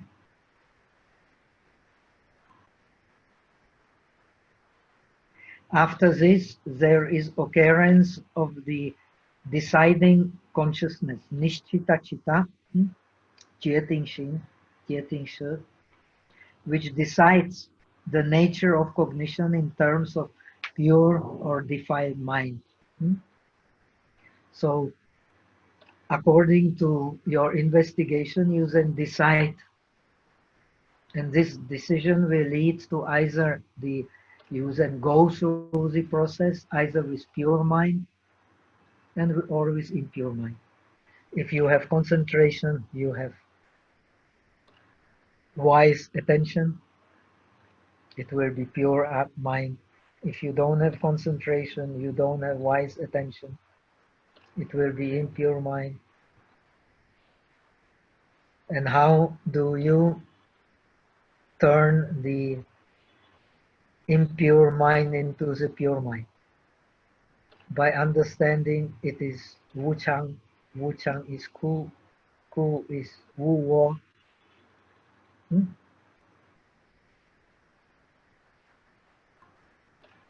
Soi Yen Li Pu Shan Xi.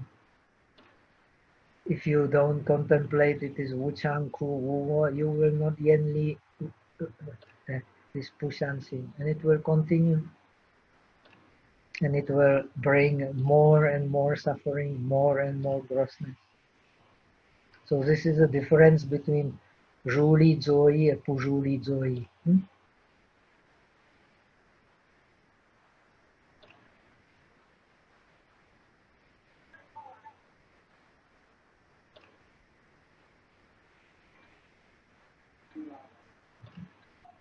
You have to contemplate dependent origination. The touch you do not possess, but it is a result of the causes and conditions of the faculty, object, and consciousness coming together. When there is consciousness based on faculties, so already you have the past experience coded there because of your attention.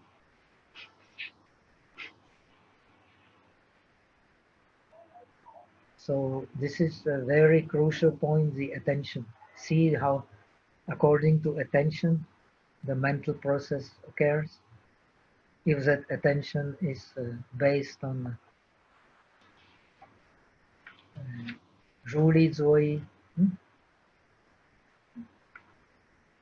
it can bring positive conditioning. If it is based on Pujuli Zoi, it will bring negative conditioning. And negative conditioning is suffering.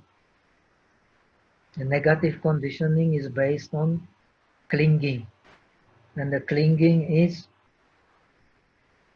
the cause of the self. If there is no clinging, no need for self.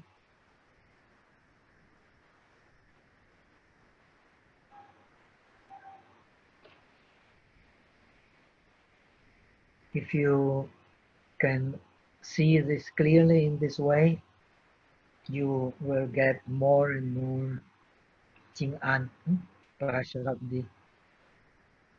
If you don't see it in this way, then more and more grossness. Why? Because you are clinging to the faculties, to the objects, and to the mind which come together in the touch.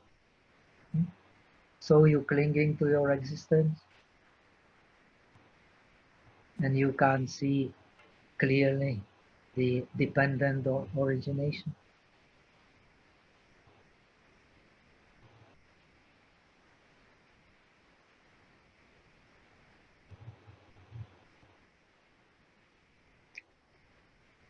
Attention moves the mind and will coordinate the mental factors in it on the base of feeling, which puts the mental factors together on the image which it is attending to.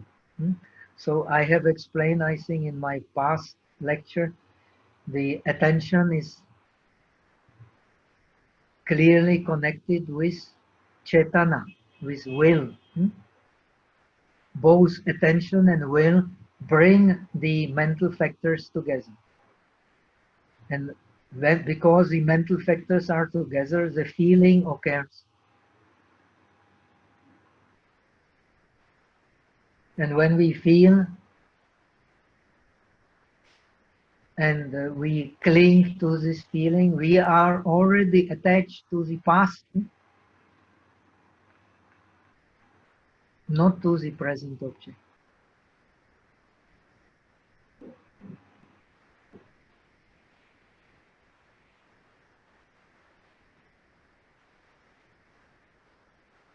The sensation is where these and all the other mental factors meet. So the function of cessation, due to sensation, we can have experience. If we don't have sensation, we have no experience whatsoever. And the sensation is caused by touch. And touch is caused by faculty and the object coming together. So the crucial moment is the attention. This is where you see the arising of the touch. And according to your evaluation of the sensation in the touch, you will have either the wholesome process or unwholesome process. Wholesome process is based on detachment because you see impermanence.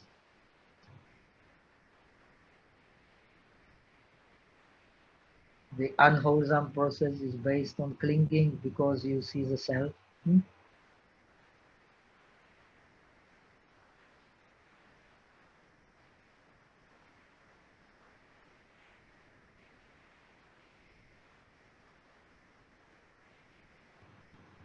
So by attending to the sensation, you give rise to karma. Now the Arahat does not attend to the sensation, so he can go beyond the karma.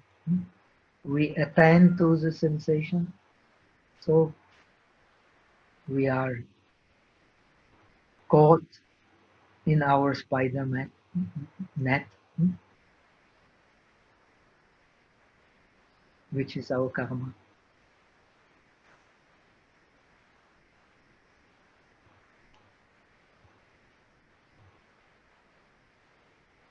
After deciding consciousness, the differentiation in terms of either defiled consciousness or non-defiled consciousness takes place.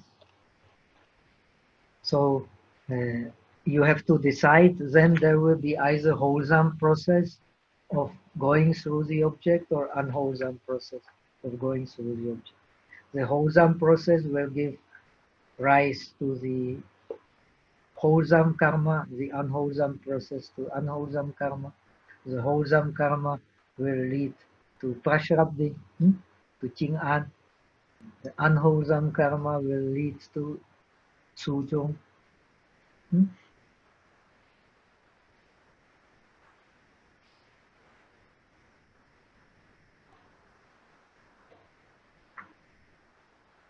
It is consciousness. It is consciousness decided by the way one receives, feels the object.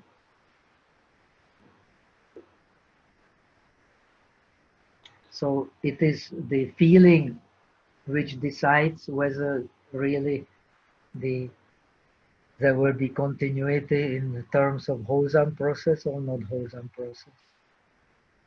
If you cling too much to this feeling, you are sure to experience grossness.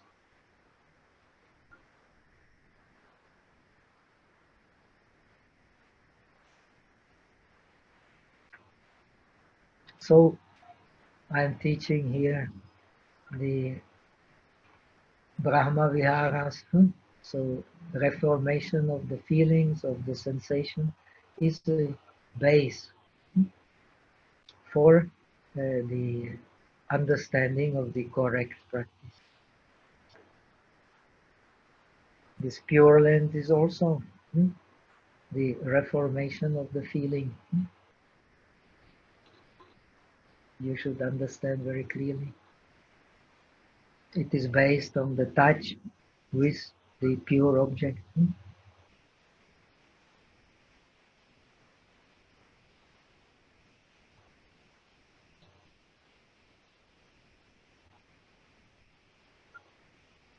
It is then followed by the last stage of cognition called Nishyanda, Tengliu. Tengliu is there are two kinds of resultant consciousness, Ishu and Tengliu. The Alaya is Ishu Wang. All the other Ishu is Ishu Shen, just Ishu Wang Shen. I, so on. Ishu Shen. Tengliu also. What is the difference between Ishu and Tengliu? The Ishu is changing the object because the cause and the effect change. Tengliu means the same cause leading to the same effect.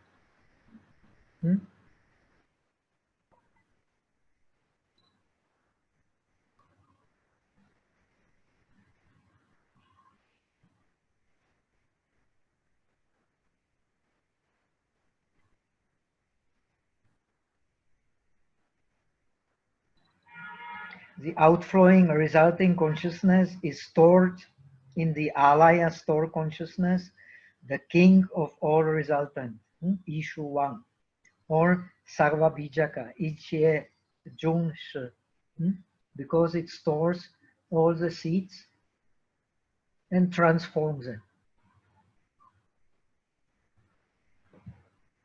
The 5 sense consciousnesses are born from it. They are called Ishu Shen. So, except for Alaya, all other consciousnesses are Ishu Shen.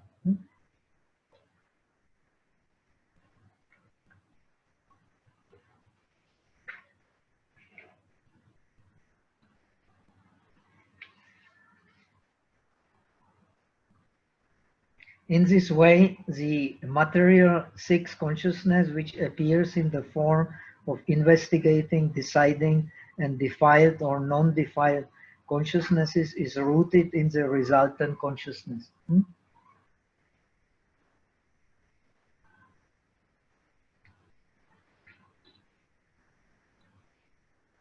The resultant consciousness is the base of all differentiations. So whether we are aware of it or not, we are programmed.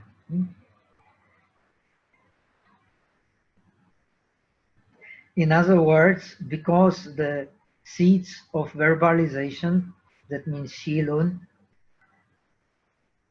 that means the seeds of our desire to expand our feelings, our sensations, which are Shin, which are, so to say, the motors of the mind. Which mind? The worldly mind?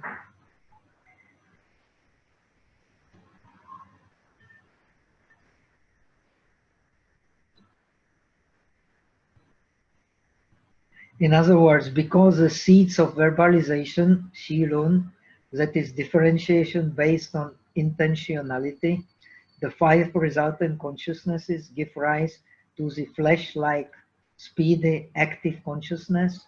We have learned that. Followed by a mental consciousness with a continuity in attention.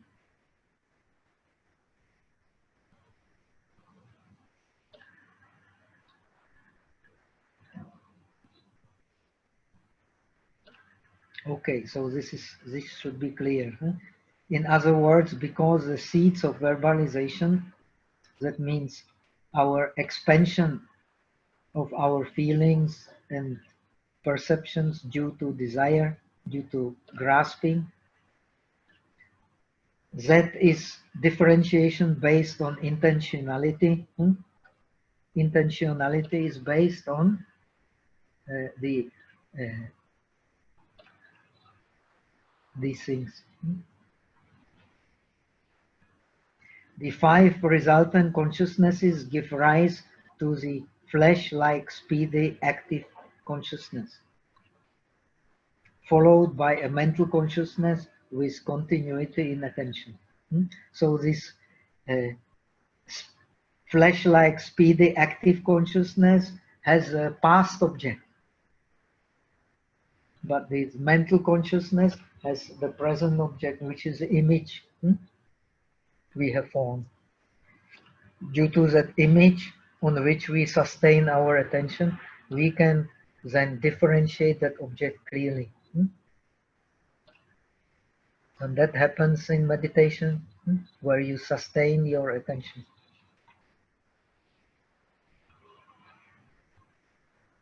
So the meditation is based on this six consciousness. Through six consciousness we are bound, through six consciousness we are liberated. The other consciousnesses cannot meditate. Only the six consciousness can meditate. The other consciousnesses cannot have a clear object. Only the six consciousness can have a clear object.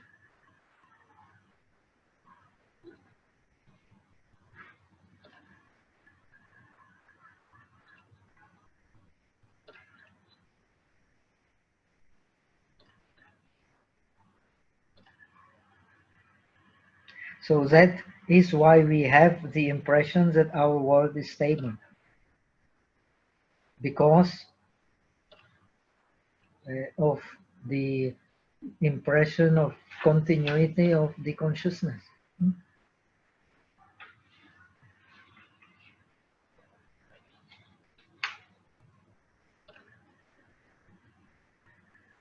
But actually, in the world, you will not find a fragment of stability nowhere.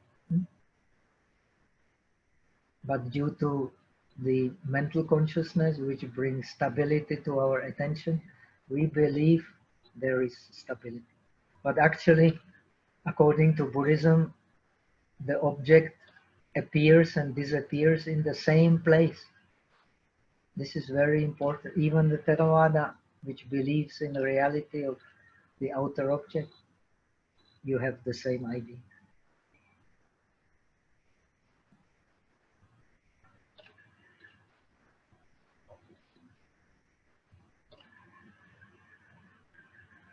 When the objects appear and disappear in the same place, how can there be stability? It is brought by the mental consciousness.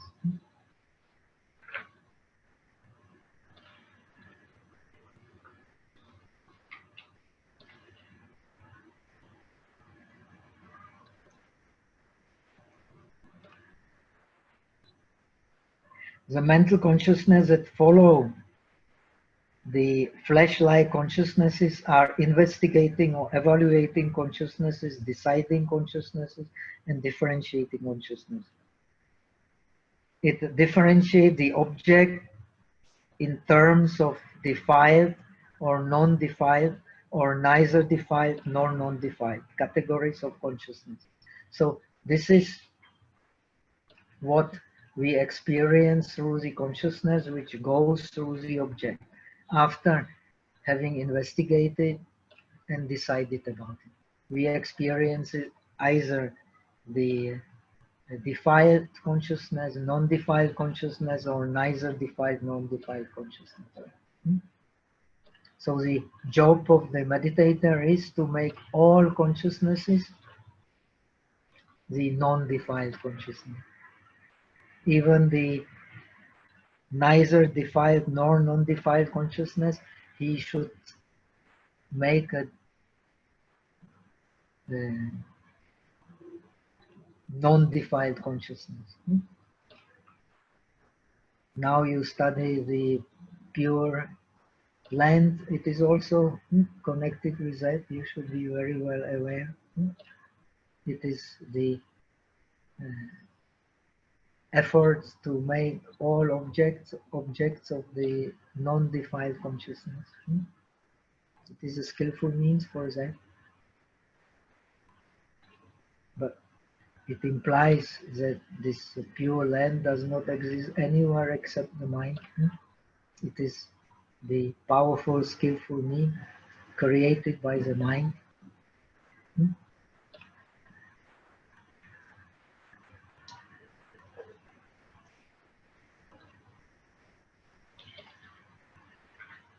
So by turning away from the defiled form, you create the non-defiled form. This is a skillful means.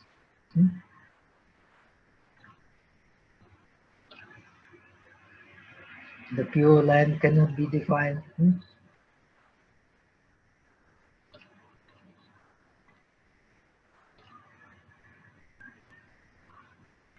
But it is defiled as long as you grasp for it. This should be very clear.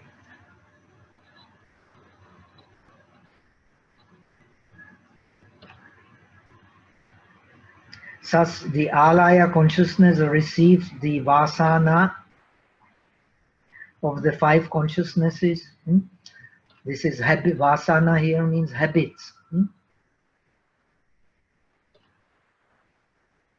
This habit is our upachara, is our seeing of the substance in things, non-changing substance in things and in persons.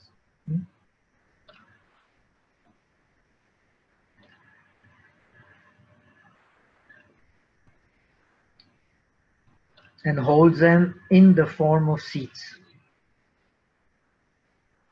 These seeds are causes of the phenomena, and the phenomena that we experience are the fruits of these causes. So this alaya consciousness is nothing but our differentiation in which we live. It does not mean that we don't need the differentiation. If we don't differentiate the door, we will never come out. But the difference is that between the saint and us is that the saint differentiates and does not cling to his differentiation. But we have grossness because we cling to our differentiation. So, what is Pureland? The skillful means of creating an object which allows always the positive mind, positive feeling. All objects of meditation are just skillful means. Buddha cannot teach the ultimate reality. He can only teach the skillful means to attain it.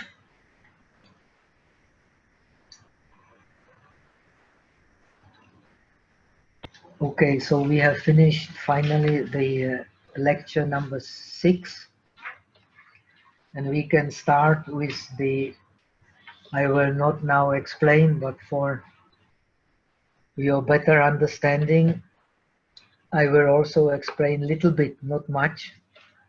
In the next lecture, I hope we can still have time. I will explain this cognition process in the Theravada. And I can little bit mention, we have no time to work it in detail. You can yourself study Jishalun. Then a little bit I will mention the cognition process according to Ichie Yopu Sarvastivada. Actually, all these systems will make sense when you understand clearly how they, what is their philosophy of making object in the mind. Because all cognitive process presupposes attention, and how we pay attention to the object will also determine how we experience the object. It does not mean necessarily that one is right, the other is wrong. It means he is using attention in such and such way. So then the wisdom of Buddhism will become more and more clear. all the different systems are to be used to understand the one principle of dependent origination. In the dependent origination, there is nothing to be grasped. In our experience,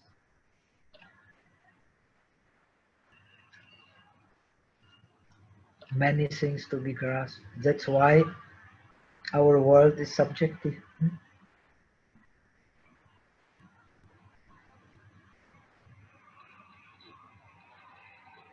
So now let us quickly start with the handout number 7. 还有问题?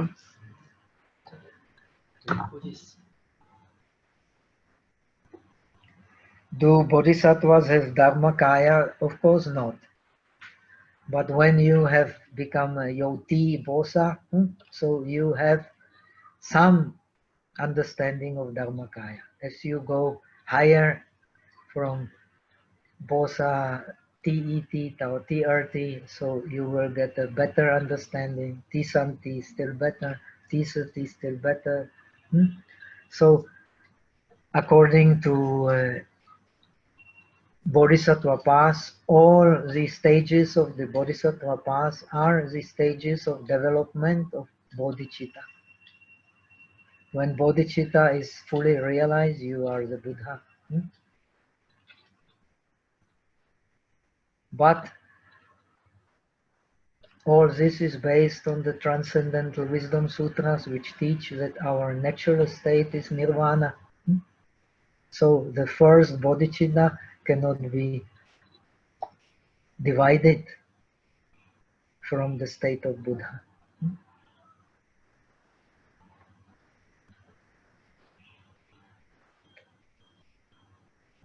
Now, what another? Still, Venerable, for not thorough intentionality, but through transcendence, may I understand as when we meditate, we shouldn't have any intention, but try to be free from seeing? Of course not. This is a greatest mistake you can make. So you have a positive intention and you have the negative intention. The negative intention is to possess through that the self possesses the object of the senses. That is called the kama chanda, desire to possess. Because we have desire to possess, we suffer. That's why we practice paramis. If you practice a bodhisattva path, to let go. The first parami is pusha. If you push, you are learning slowly to let go, not to possess, not to grasp. So you can get some little bit of Ching-an. So because we want to possess, we get no Ching-an. Because we want to let go, we get Ching-an. The shamatha vipassana is nothing but letting go. You cannot have deep concentration without letting go. You cannot have deep chanting. In Buddhism, we differentiate chanting and pujanting. You can be very angry and kill with a perfect concentration, but it is based on pujanyen. So it will bring a negative karma.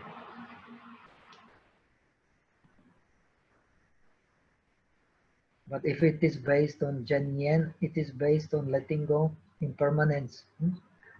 The essence of janyen is wisdom.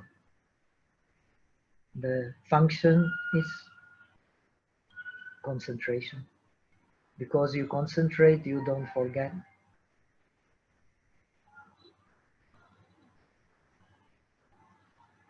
So The bodhisattvas don't have the Dharmakaya, but they study the Dharmakaya.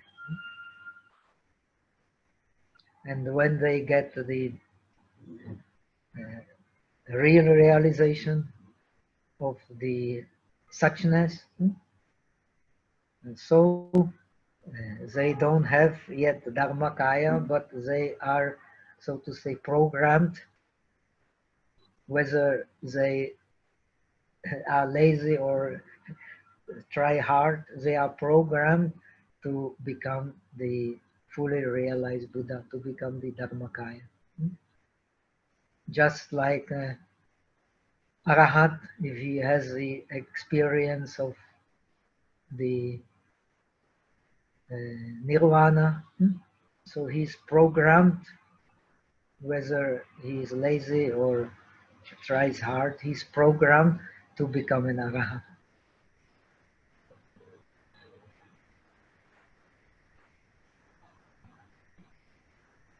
Venerable, for not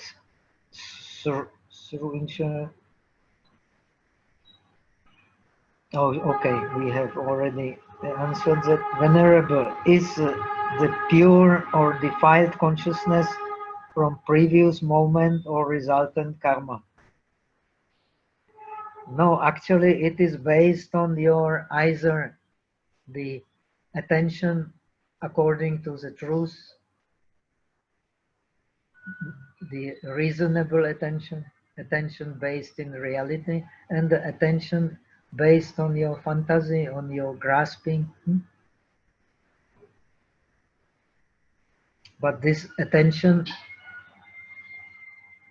is already connected, even so it is it may be linked to the present object. It is already connected with your past karma, which appears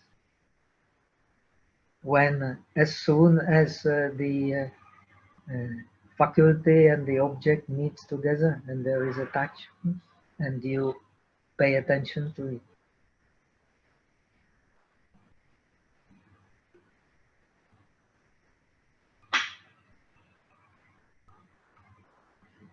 So it's very important. What is meditation? The practicing of the Juli Zoi based on Shamatha and Vipassana. Shamatha and Vipassana is Juli Zoi.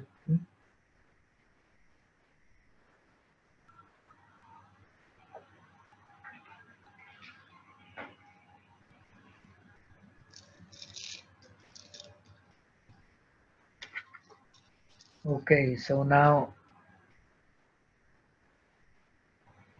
the analysis of the corporeality in the Yogacara tradition. It is very important. All this that I am teaching is based on the principle of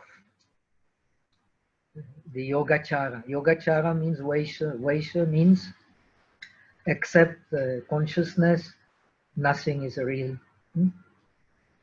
But except what consciousness? The suchness consciousness.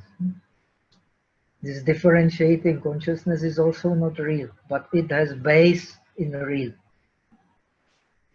While the materiality has no base in real.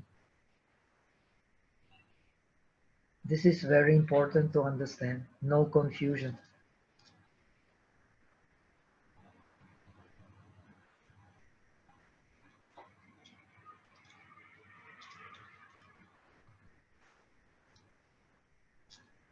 The real is suchness, and the suchness can only be found in consciousness. In which consciousness? Still in the sixth consciousness? Because through the sixth consciousness we meditate. But it transcends the sixth consciousness.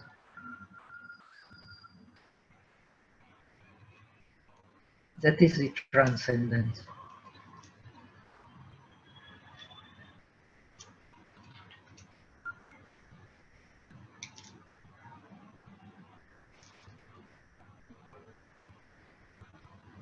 it does not mean that you cannot actually experience the alaya. You can experience the alaya, but you can only experience it by means of the sixth consciousness.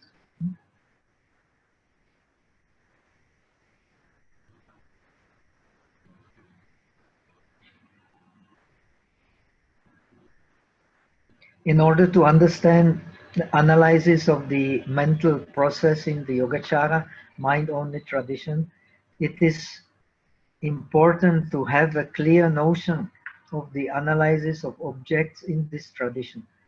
So next lesson I will explain briefly how it differs from other traditions which recognize the reality of the outer objects.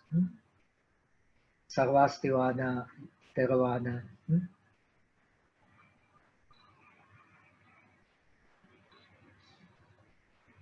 All the living traditions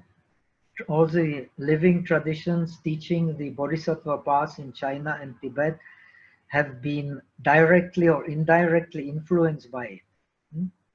So, in a way, even so, in Tibetan Buddhism, even much more than in Chinese Buddhism, the Madhyamika rather than Yogacara is emphasized as the ultimate teachings. Still, the meditation is based on Yogacara. When you believe in Mahayana, when you believe in the path of the Bodhisattva, you understand that everything is in mind.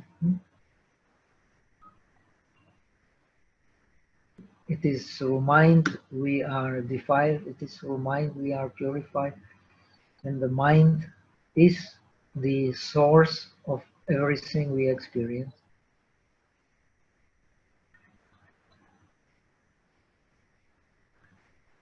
After summarizing some important aspects of this analysis from different sources, we can understand better the Vipassana training of the disciples and the bodhisattvas in this tradition, and in the traditions believing in a real existence of the perceived objects, like Theravada or Sarvastivada.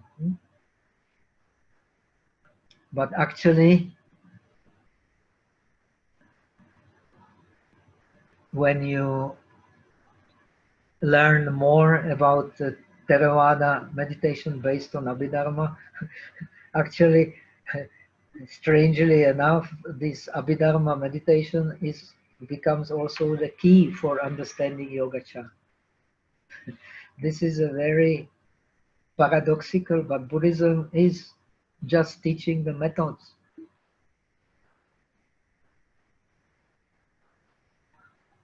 It is through some of the very Theravada method, the 4 elements meditation, that you can actually experience the seeing not through eyes but through the mind, smelling through the mind, tasting through the mind, and this is a proof of Yogacara according to Yogacara. But you experience it through practicing Vipassana in accordance with the Theravada tradition.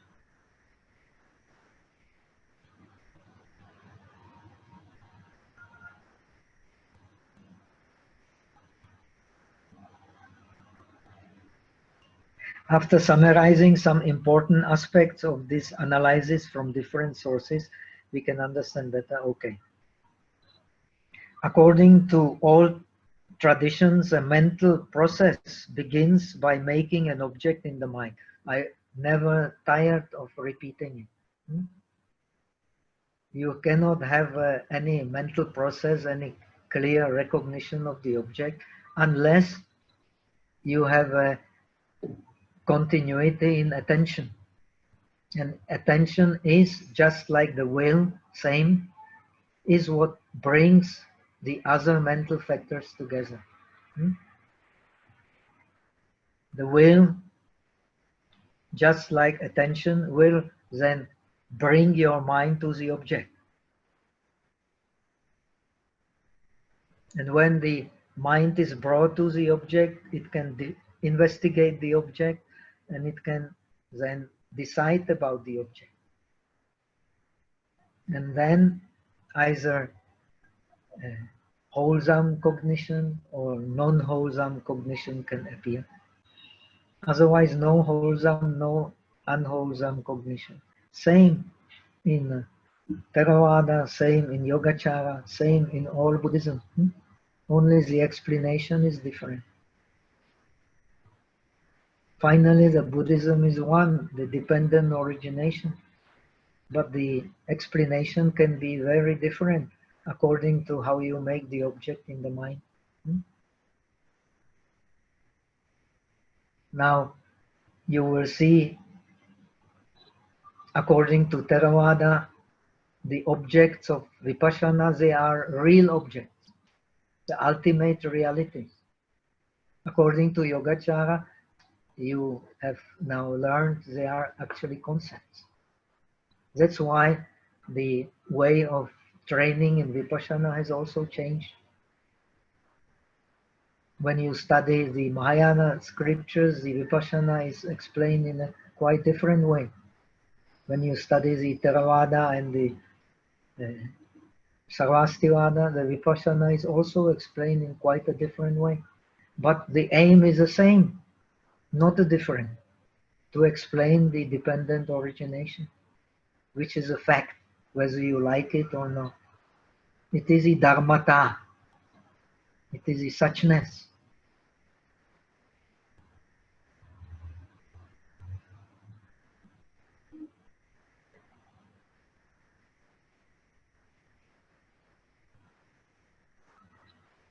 The difference between the bodhisattva path theory and the disciple path theory, however, is that making a real material object in the mind is explained as a mistake for the bodhisattva practice. If you have understood the bodhisattva practice, you cannot believe in a real material object. Then you can tu jungsen.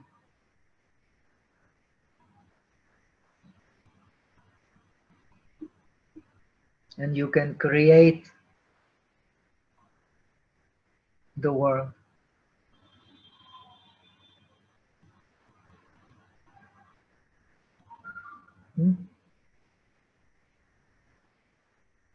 You can create the world in order to tu jungsen.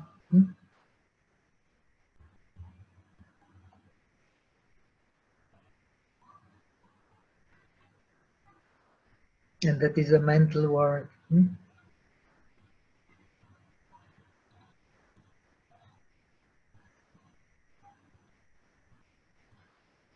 So to believe in a real material object is not a mistake for one who strives to become an arahat, but to believe in a real material object is a mistake for one believing in the or aspiring for the state of bodhisattva, realized bodhisattva. That should be made very clear. Why can you tu jungsen? Because you create the world in your mind in which you can tu jungsen. And not only in your mind, but in your actions also. So every bodhisattva has created his world on the base on his yuan. Now you are studying Tijang Bosa yuan. Amitobo the same, 48. Pushyam Bosa 10. Every Bosa has his yuan. And through this yuan, he creates the material world, which is a mental world.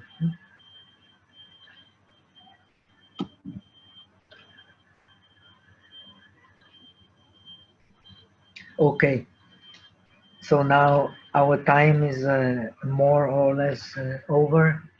So we will go through these different quotations I have collected from different sources, very important sources for the Yogacara tradition, like the Tieshen Mijing, Zhu Lanka Jin, then from Yiche Shatirun, from Cheng Wei Sharun, from Shuji, from Suo Yuan Yuan, from Ershesung, Sanshesung. So we will go through these quickly next time, and I will next time also teach you the process of cognition briefly, how presented in the Theravada, and maybe on site very briefly mention how it happens in Jishurun, Sarvastivada, and how to see very clearly that the analysis of the mental process depends on how we make the object in the mind. If you are a yogachari, you make the object in the mind on the base of the principle of alaya. So that's why in Yogacara you can have different objects and different sensations at the same time, because they are all have the same base. But in other systems you cannot do it. You can only have attention to one object because it is real.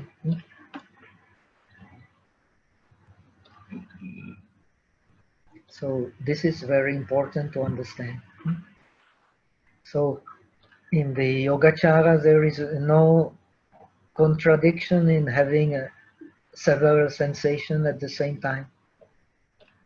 In Sarvastivada, other traditions, it's impossible. You cannot have two sensations at the same time. But you can experience it.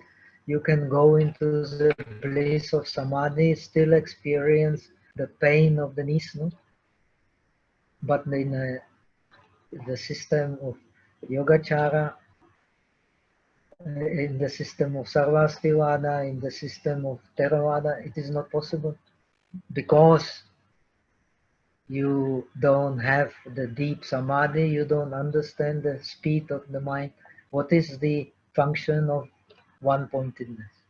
It is like the magnifying glass, like a microscope. You can magnify the object even a million times. If you practice the kasinas, the color you can make as small in the mind, as small as the top of the needle, and you can extend it in 10 directions to endless horizons.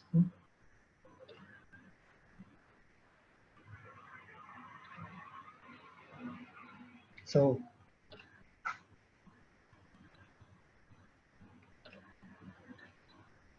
when you magnify the object, then you can actually see these mental processes on the base of mindfulness. But it depends how you see them, how you make the object in the mind. So the attention is a key to our understanding. That's why it's so important to study attention. In the Yogacara tradition I have mentioned, you have 40 different types of attention described with 32 different signs of object which are put in mind by these attentions. So this is very detailed analysis. So the wisdom is based on attention. And when attention is there, already comes our intentionality, usually. But in the case of Buddha, no. That's why the Buddha does not need attention. Buddha does not need attention, does not need to investigate the object. He just reflects it as it is. That is a transcendence.